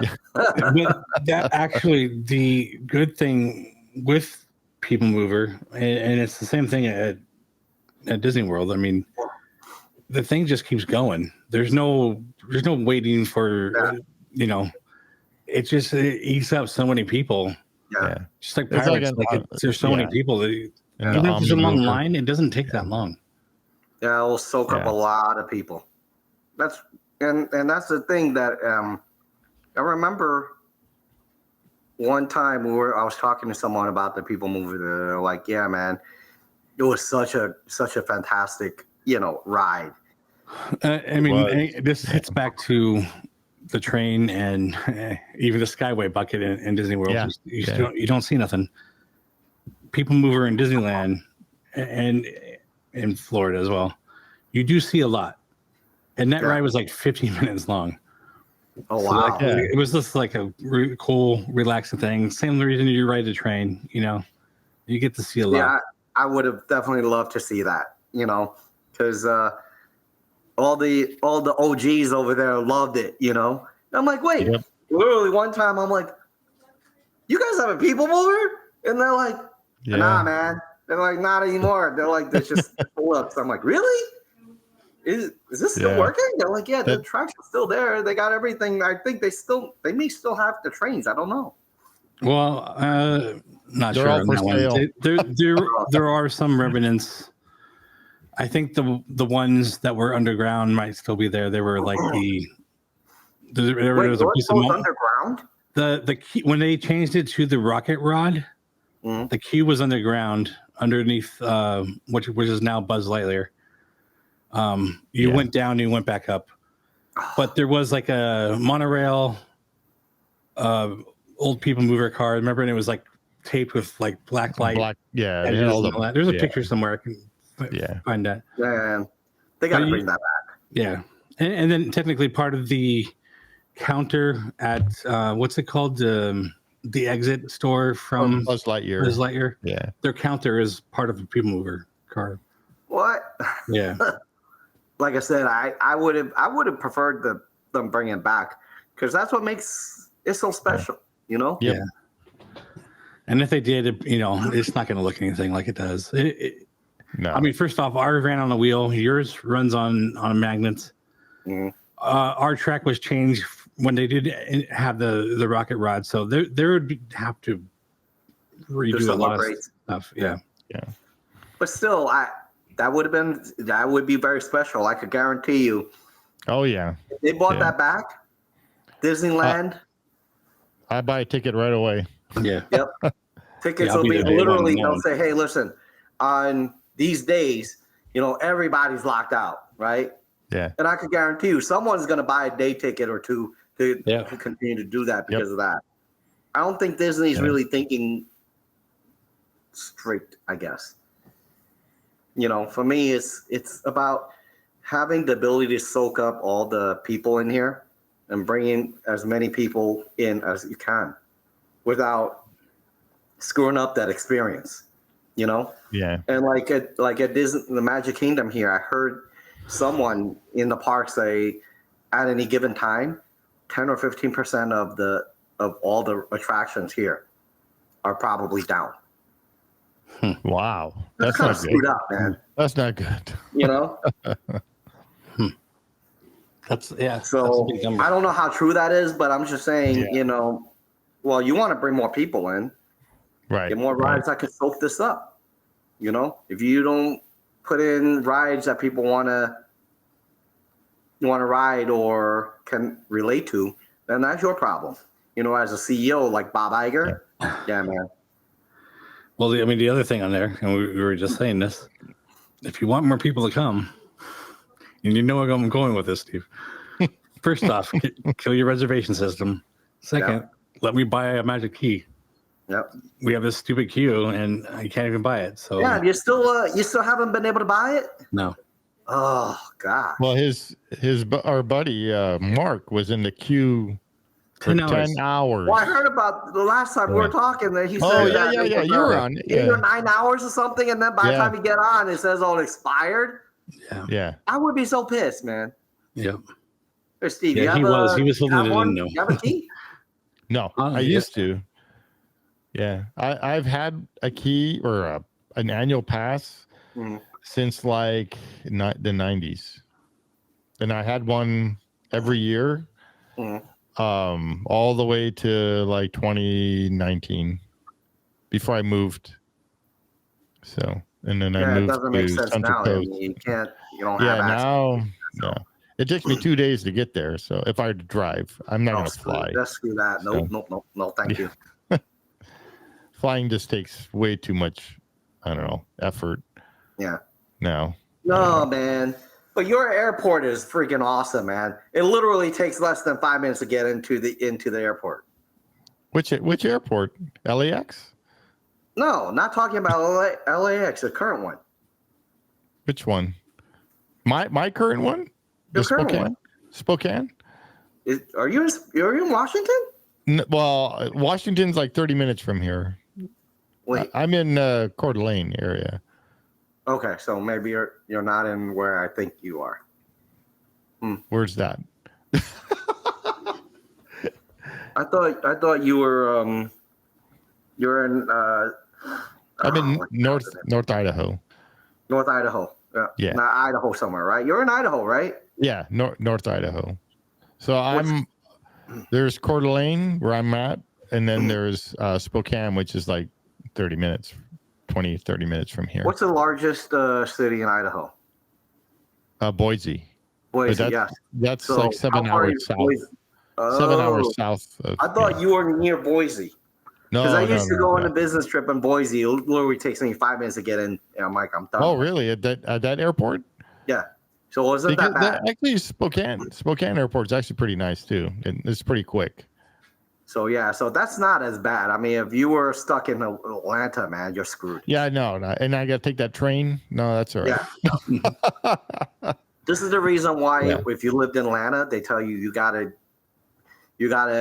get there about 2 hours in advance sometimes, because if you don't have we almost missed our connecting because we flew from Ontario, California to Atlanta, and then from via Delta, and then from Atlanta, when we got there, we had to take the train and go all the way across to the other side of the airport and get off and then run to the terminal to get on.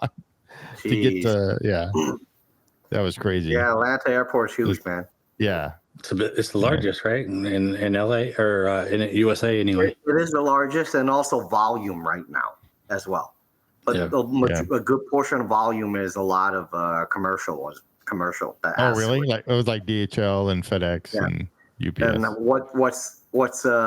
what's keeping him so high is because all the planes coming from Europe and going to Latin America and vice versa, they use that as a hot point. Right? Oh, really? Okay. Yeah. That's kind of how Atlanta got so big. I just knew it. Delta is the hub. That's all I remember. Yeah. It's a beautiful place, but like I said, it takes too long to go through that. Yeah. So now you know that's the music that kind of got me to will always get me to somewhere. Send it back place. Definitely answer we haven't had yet. So No. I was when you first said Wizard of Oz, I'm like, that's not Disney. And then I totally forgot that it was in that ride. Studios at that point. Yeah. Yeah. And then I'm like, oh yeah, that's right. Because I remember watching the ride through because we had that ride through, and Zach picked the great movie ride because that was one of his favorite. I was so disappointed when they got rid of it. It is such a great attraction. Or it's in. To me, it's still better than that Mickey ride. Yeah, you know, which Jason hit on. It's actually Goofy's ride because he's the driver of the train. You're right. He's it is Goofy. Engineer of the train. Yeah. Well, I mean, the whole title, Mickey and Minnie's Runaway Railway, but it's not their runaway. It's Goofy's ride. Yeah. The whole ride is based on Goofy. Yeah. Yeah. And then you also have you got a bunch of other characters inside the ride. Not necessarily 100%. Yeah. Mickey Daisy and Minnie. when you do the ballet thing. Yeah. Daisy. Yep. So you're right. It's more. It is. You get to see a lot more Goofy in there. True. Yeah. True statement. You're kind of following where I guess Mickey's kind of following you. Yeah. As you get separated, but. Anyway. Yeah. Greetings, program.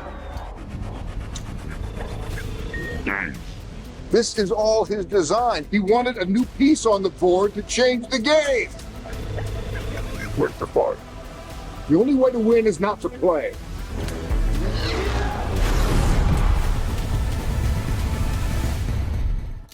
Enjoy the drink. Speaking of fixing stuff. So now our next game, which we usually do like 2 rounds, and we'll all play. Okay. We call it BrewSky Rectify. Okay. So we call BrewSky because we will drink. We encourage everybody to drink and follow along with us. Make a game out of it, and if we drink, you drink. It doesn't have to be alcohol though. Whatever you want. I'm drinking Pepsi right now. So this body armor, Mamba Forever, but strawberry grape. Yeah, there you go. Oh, that's right. Yeah. But we call it BrewSky because it's close to blue sky. Okay. Which means like Imagineering, blue chair, Imagineering, whatever. I said that wrong. It's actually blue sky, armchair Imagineering. Armchair Imagineering, yeah. But blue sky means sky's the limit. So whatever you wanted to do to a ride, or I think we do restaurants too. Yes. Make it better. And we'll spin wheels. You'll pick a park, and then we'll pick a ride randomly, and you got to figure out how to make it better. Okay. And here we go. Oh, we're off to the side on this one. We'll leave it like that.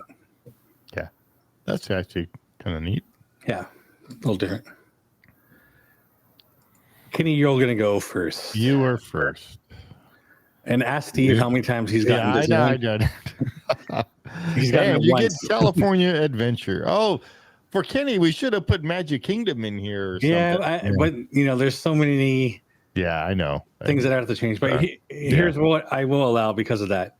If there is a ride that Magic Kingdom has that comes up, then you can select that one and do a Magic Kingdom version. So, like People Mover or Haunted Mansion, if you want to choose that. So now it says California Adventure. I have to pick something in California Adventure, right? But this time, yes, it doesn't actually help you out. But okay, so for we're gonna redo. You get. Have you been to DCA? Have you been to DC? I have. Do you remember this ride, the red car trolley? The red car trolley, is that? Yeah. That's the one where you go from the front of DCA to parts of it, and they carry you to the end, right? Is that what you're talking about? The same thing we have in Disneyland or Magic Kingdom. We have a trolley that you just hop on, and they'll take you to the castle. Yeah. Okay. Yeah, it's similar. Yeah. So what you're saying, how I'm supposed to play it is how I could improve this ride?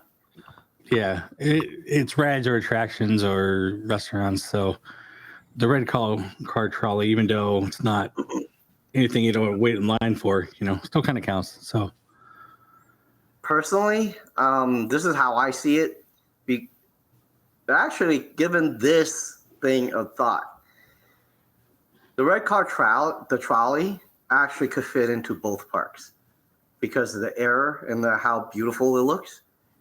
To me, it would have been fantastic to be able to have this trolley take people back and forth from both parks. I never even thought of that. That would be pretty cool. It's the same thing everybody wants the monorail to do. Because it's so close, right? Yeah, you're right. And all of a sudden you could be like, look, this is the reason why, you want to have a park hopper ticket or to be able to have, you use a park hopper vehicle. It's a park hopper vehicle. That's all it is. And you can have this privilege of doing it by this beautiful trolley. And because if you look at the trolley and you look at the design, it actually does fit into both parks. No, I totally agree. Yeah, I never thought about it either. So that's this, believe it or not, I actually thought about that before. Like I said, I used to go to Disneyland a lot. I'm like, hey man, why don't they have this there? And here's this is the number one reason. This also plays for the monorail. It's because then you'd have to check for tickets to see if you can actually go. You have a. They could do it beforehand, like if you're in DCA and you. I'll give you an example how this can be done. Really, like phone. Universal Studios here and Islands Adventure. So in order to do that, what they did was they have 2 Harry Potter parts in both parks. In order to do that, you go through the train station and you have to show them that you have the park hopper piece. If you don't, they won't let you in. Right. Simple. Yeah. How cool is that, man? The other thing, along the same lines, that I think would be really cool, and you could easily check for tickets then, is to have a Skyway or a Skyline or whatever you want to call it that went from both parks. Yeah. I know. Here's the thing. I kind of thought, I'm like, okay, if you're going to take him from one park to another because it's so close, you can't do it as like Universal Studios here does, where, you have the whole experience. So you're going through the train and you have these big Dementors coming up and your windows are fogging up a whole story. You probably can't do that. But it would be nice to be able to have like you said, almost like a Skyway where you're kind of going up. You kind of see everything. It's so grandeur because when you're there, you want to see the parks. You're up there and then you come right back down, really nice and beautiful.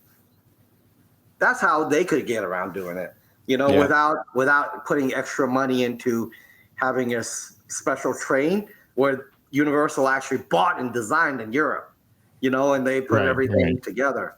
That's how you do it.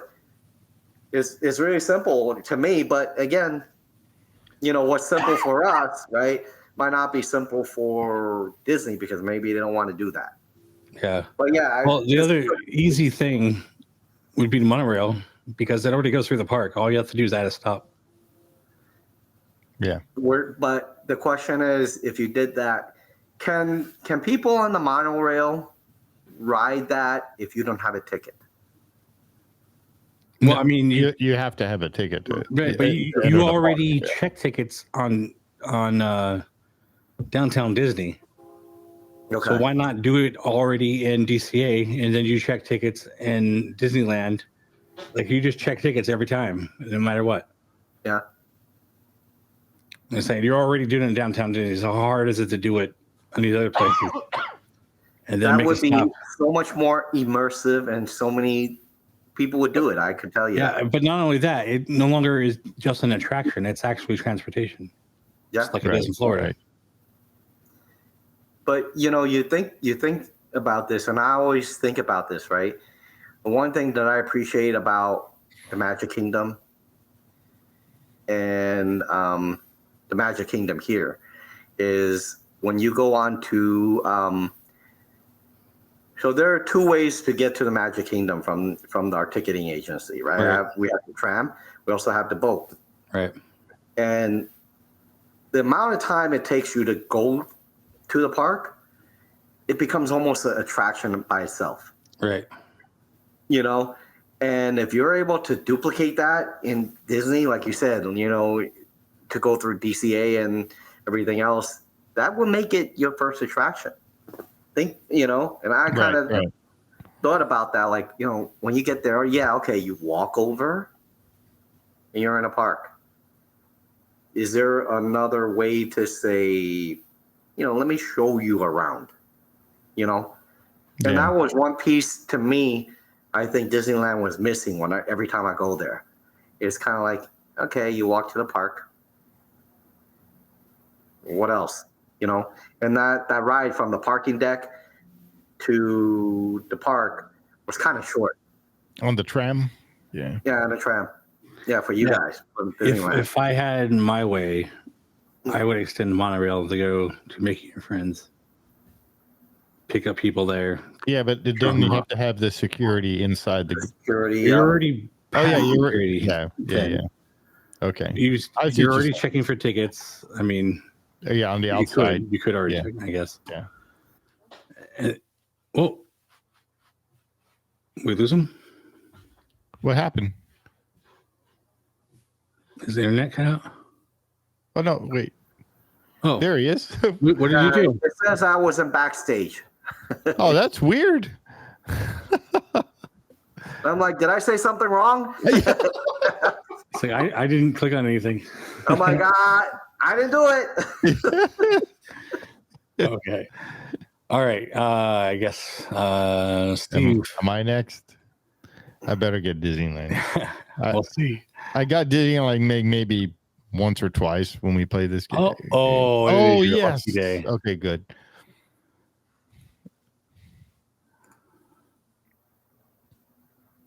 And what do I get? Snow White. Snow White. They just updated. They did this update. We just did updated. Yeah. I don't know. Make it a little bit longer, maybe. I mean, the way they did the story was actually pretty good with the update. And yeah, I just remember, like in the very beginning, nobody knew that you were actually supposed to be. Wasn't it you're supposed to be Snow White and going through the ride? I don't remember back in the day. Yeah, I don't know. But she's at the end now, so yeah. So now it's you're actually going through the story. So they just did. I don't know what to do because they just updated it. They added all the special effects to it, and let's see. I actually like the Snow White ride. Yeah, like you said, you can make it longer. You can make make the the vehicles like longer, better, more. Maybe they have Indiana Jones kind of style. I would like it to be like the one at Magic Kingdom with the little mine car. That would be really cool. That's pretty cool. Yeah, that'd be cool. That's a completely different ride. Exactly. So, but the improvement is tear it down and make mine. Yeah. Now maybe make it a little bit. Well, I know they can't because there's not much room there, but like longer. Yeah, a lot of those dark rides are so quick.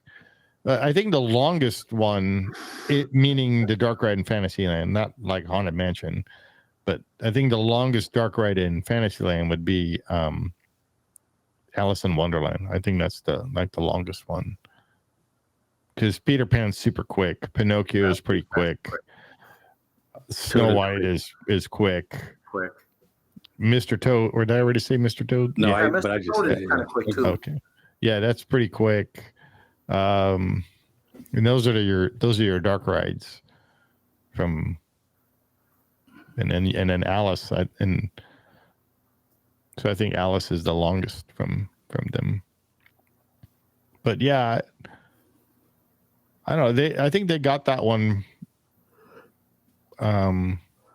pretty good right now. Yeah. I agree. This is a really cool ride. Yeah. Yeah. All right. Your turn. When Jason gets Disneyland. Because I rigged it. Yeah. Yeah. And the attraction or food place he gets is, oh, cool. The Explorer Canoes. Yeah. Put a motor on it. Yeah. Have you been on the canoes? I don't think I've ever been on it, and that's because I don't want to paddle. Like I don't want to have to work for it. Yeah. I went with Heyman. That was his very first time being on the canoes, and he loved it. Let me ask, Mom. Yeah. Mom, do you remember in Disneyland if we ever did the canoes? The ones where you actually got to sit down and paddle and go around Tom Sawyer Island.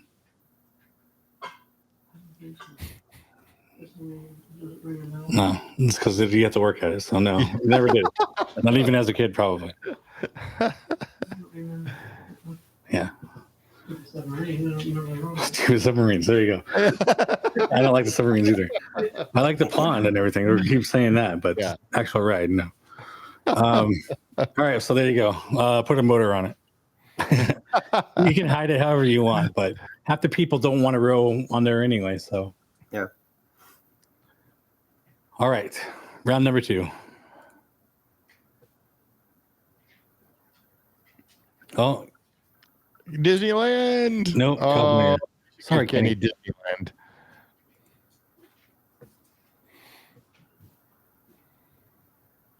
Paradise Grill. Have you eaten there? The Paradise Grill. You think they're going to change the name to Pixar Grill? Yeah. No, I've never eaten there. That's the one in the back where they have like pizza and No, I've never eaten there. All right, we're gonna spin again for you. Yeah. Okay. We should just give him Disneyland and then he can pick. Unless you want to do Fence. Yeah. Oh, how about this? Just pick a ride, whatever way you want, and make it better. Actually, what do you call it? One place that I definitely know that Disneyland could do better is the pizza joint that you guys have in Disneyland. Oh yeah, Pizza Planet. Pizza Planet. Yeah, pizza was not good. At least don't the ever eat last there. time that I had it was god awful, man. Yeah. Yeah, you're not the only one. Expensive for a little piece of pizza with 2 little pepperonis on it. Yeah. I'm like, it wasn't that great. So to me, I think in terms of food wise, that is the worst you could get in Disneyland. Yeah. I eat anything else but pizza. Do you know what that used to be before it became Pizza Planet? What is it? It used to be Mission to Mars. The ride. Yeah. Mission to Mars. So if you look at the old pictures and stuff of it was brought to you by McDonnell Douglas. That it has that shape of the that 60s style. Yeah, like retro. It is all about really cool. partnership with Disney, isn't it? Yeah. Back then, yeah. That's literally how they built Disneyland. How they had to pay for everything is they needed sponsors to pay for He got a show onto ABC. And ABC put down a lot of money, and that's how he built it. So it's kind of like, your Autopia is still sponsored by Honda. Literally, you drive around, you can see the name Honda like 16,000 different times, man. Yeah. Well, and then the H is on the car itself. Yeah, you're right. Because they use it's I forgot what engine shoot. It's a Honda engine that's in it, and I believe it's from they also talk about Honda airplanes in there. In one of the advertisements you'll see. I mean, everything you named that had a Honda. I'm like, really? Yeah. Well, like they have the robot and they have the robot. Yep. Awesome. I remember. I think they have an advertisement of their plane. Yeah. So, but yeah, the pizza, That's one thing it's I would horrible. get. I definitely need to get that What out. would you do instead of pizza? What would you do with that? I would actually, to me, restaurant? I would actually hire a true pizzeria company to come in and do their own. Like Domino's or Pizza Hut or something, or not even Domino's or Pizza Hut, man. Literally go around who has the best pizza. Hey, listen, I want you in here to do your own pizza, but it has to look like a Mickey head. Yeah, you know, that'd actually be kind of cool. Yeah. Because I got to tell you, man, in LA, I've gone to quite a few. This is a few years ago. I haven't been there in since the pandemic. There's a bunch of places all around LA that we've eaten, and the worst pizza was way better than the ones here. So it's kind of like, well, take your pick. Bring them in. I think you just hit on something there because, we have Mickey pretzels and Mickey ice cream. Yep. Why the hell do they not have the Mickey pizza? Like that? That's like a no-brainer right there. So in Magic Kingdom, though, you get a pizza here. It is a Mickey pizza. Where is that at? Shoot, where is it that I last had that? Because Hollywood Studios has the Rizzo pizza, so it's probably not that because that's Muppets. No, not that anymore. Well, you know what? I'll get back to you on that, and I'll let you know. That should definitely be a thing in Disneyland for sure.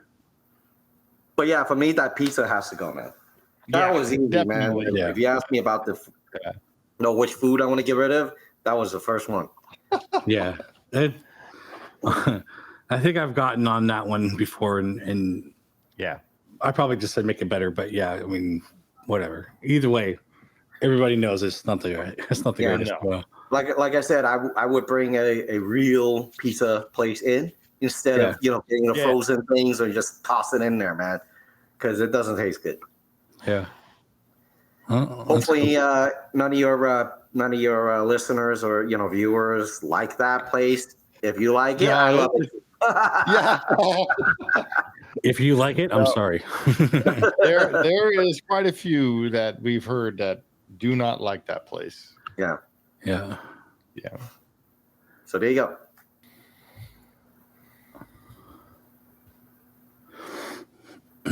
There you go, Steve. Yay! 2 in a row tonight.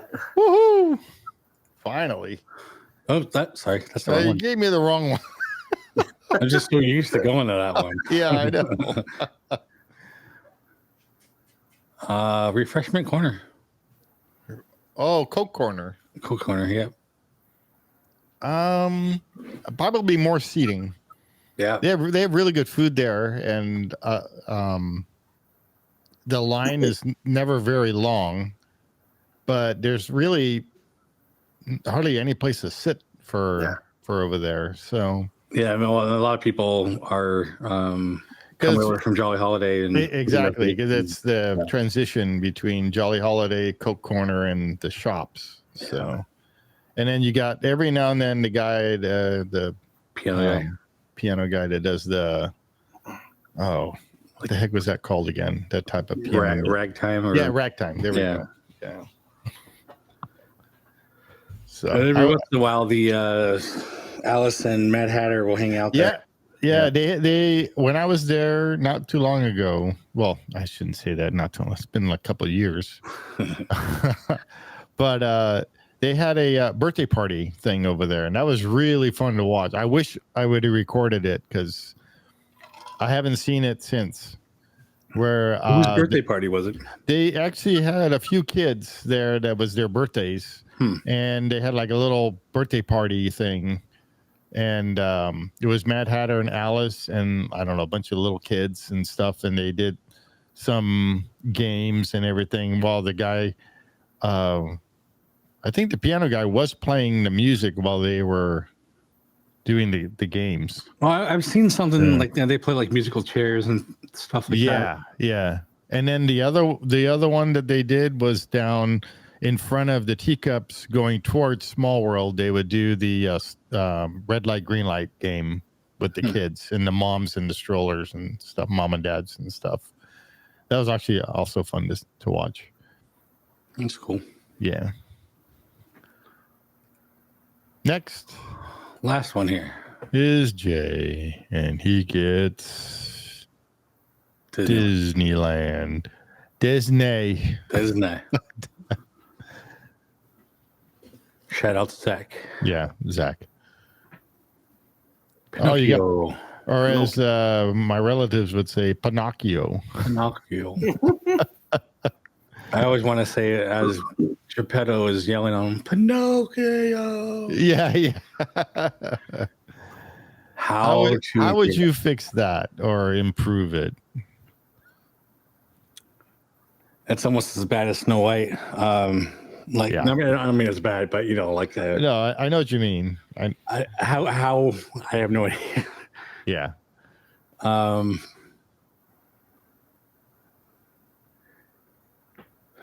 Because the storytelling in that's actually pretty good too. Actually, the one thing that I think it would be cool is if there was some kind of animatronic Pinocchio, like the wooden version, like dancing around or something. That'd be kind of cool. I thought there was, isn't there? I don't think there's anything where he moves like that. And because I know in the very beginning when he's with the little Dutch girls, he's moving around. Well, you like that? Is that puppet strings? Yeah. I honestly don't remember if there is now, but I guess if I don't remember them, then it's not good enough. Unless then they should update it with newer technology.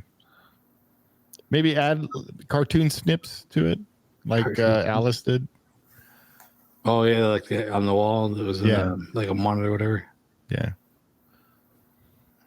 Yeah. I mean, apparently, if it's not memorable, you need to change something. Yeah, I don't know, but I would improve animatronics. Bring it to the 20th century. Yeah. 21st century, at least. I mean, I do know, like the Blue Angel is just like almost like a image, like a holographic image. She disappears. Pepper's ghost projection. Yeah, I think it's a Pepper's ghost thing. Yeah. You just turn the corner and then she's gone. All right. Well, that was fun. That was lame. You're never doing that again. No, it was fun. I like doing it. Yeah. I like doing. I like blue skying stuff. Don't get in my head. You start saying the same stuff that I do. That never happens. No, never. But yeah, man, for those people who love the pizza, man, sorry. No. If you love that pizza, comment below. Yeah, and I will send you a better. I'll send you a coupon for a better pizza. And guys, if you've been here for this long, make sure that you are subscribed. One, and then two, all the notifications turned on, and three, give them a like, because those are going to be important for the growth of the channel. Please. Yeah. Thank you, Kenny. Yes, thank you, and also subscribe to Kenny because he's awesome. He has great videos. He does all these new little shorts that he does, and I love how you did the shorts for the parade. That was really neat how you separated the parade in these little shorts, and it was really cool to see like the dragon, and because we don't get that at Disneyland. So seeing those little bits and pieces of your shorts, you're never getting a dragon again. For you guys. Has Disneyland brought back any parades for nighttime? I haven't been there in the last evening parade was the one that I recorded during Halloween. Oh no, I wish it was Paint the Night. That's actually one of my favorite. Oh, I love Paint the Night. Yeah, I saw that. So with Paint the Night, we just happened to be there at night, and I stayed late. But it's not a paid event, though, right? No. It was just a regular parade, and all these lights came on, and the music. I love that song that was on there. sat down and just watched the parade, and it was really cool. It reminded me a lot of when I was a kid watching the electrical parade. Yeah. Yeah. Different music and all that. Speaking of favorite music. Yeah. I'm not talking about favorite. that. I'm talking about the lights. When I was a little kid, lights and colors and stuff, always grabbed my attention. Yeah. No. So, the reason why I'm asking is that I have a bunch of friends over here, and I am always calling Disney out, and every time I talk about it, it pisses them off because they're all like, Disney can't do any wrong, right? But I'm like, Disney cheaped out, man. I'm like, ever since the pandemic, you didn't bring none of the night parades back. We got one damn parade, during the day. That's it. That's the one that you showed right on your. I'm like, what come is on, that guys. parade called? What's that parade called that you recorded? Which one? The one you have the shorts on and stuff with the dragon. Oh, you're talking about the one we have here, right? Yeah. What's that one called? It's hold on. Oh yeah, you don't know it by heart? Yeah, man. I don't either. Festival of Fantasy. Okay. Festival of Fantasy. And even that, we were debating. Apparently, I think Disney cut out a few pieces of it. Oh, really? Huh. Yeah. So it used to be a lot longer, And it's kind of like, well, you want to bring back the magic, bring the whole damn thing back. Yeah. Right? Yeah. Yep. But they're probably saving like hundreds of dollars by not. It's kind of like, well, you want to bring the magic back, bring everything back. Give it to us all in entirety. If it doesn't work, then, Yeah. Then take it away. Yeah. But why be like, yeah, man, you got everything now? Like, no, we don't. Speaking of bringing back magic, you had everything. What do you think about the what's coming for you guys is the Country Bear, the redoing of the Country Bear? What do you think about that? That's total bogus. That's just what are they going to do?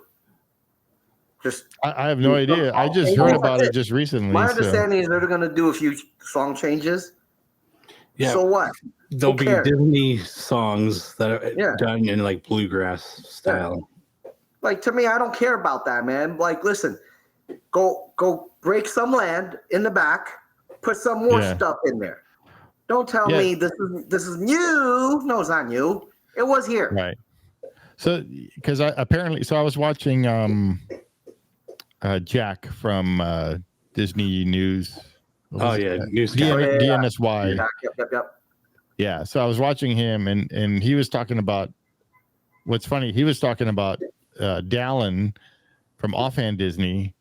What he was saying about what Magic Kingdom should do, because they're talking about how Tiana's Bayou, but Frontierland. Jack was talking about how he first didn't think it would fit in Frontierland and all that, and now he actually went there and saw it and saw everything being worked on, and he goes, yeah, maybe it does fit in Frontierland, because when you look at the map, how it progresses from Liberty to Country Bear, your westward movement is what he was talking about.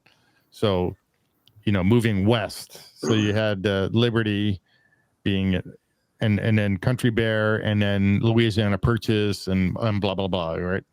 But, and then how Offhand was saying they should actually extend Frontierland and there's all that open land back there. Mm-hmm.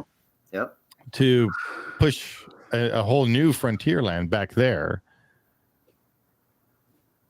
So is that something that you would think of? A natural progression of movement of the land. West. Yeah. But you know what, though? Here's a problem already. My understanding is a bunch of people are saying that Bob Iger doesn't like the new ride. And they're saying because they're being quite lazy with it. And what they told me was the old Splash Mountain, every room had 3 animatronics engage you, minimum, right? Right. The new one cut down to 1 animatronics, rest are projections. Oh, and wow. From my understandings, Bob Iger wasn't happy with it. Yeah. So, you know, from the if you outside, want it to do looks nice. something, and the problem that I see with what they're doing at the Magic Kingdom and the Disney parks here, this is going to be very detrimental to Disney. Universal Studios is opening their third park. Yep, park with real IPs in there. People know. Yeah. What's Disney doing? We're opening a few lands here and there, and you know, something in the back, sprinkle it. Like, what are you going to put in there? They don't know. Are you kidding? Yeah. You got people knocking down your door. They're ready to take your parks and make your parks go down, and you don't know what you want to put in here to combat that. I think they're unsure of themselves because, I mean, you know, let's face it, they don't know what the hell they're doing. So they probably have too many ideas what they want to do there and can't decide on one. They need another Mark Davis or dude, they totally need another Mark Davis. Yeah. Or another Tony Baxter in there, or they need to bring some of the old Imagineers back. Yeah. The new ones are terrible. No matter who they have, they just need to listen to the Imagineers rather than their pockets. Yeah, because that's what is holding them back all the time. Is like you have these cool people designing these cool things, and you're not letting them do it. Mm-hmm. And there's a bunch of channels out there. They're saying what Disney's doing now is they're listening to their investors, their large investors. They want to push all these agendas out there. Well, they're not listening to their most largest investor, which is Nelson Peltz. Yeah. Because actually. Yeah. I mean, he's telling you don't do that, you know. So. Yeah. But, you know, I'm sure that Nelson has his own agenda, you know. But to me, he lost like $6 billion, so his agenda is I want to make a profit again. Yeah, I agree. But he's saying the profit comes from the parks, so let's focus on the parks and make those better.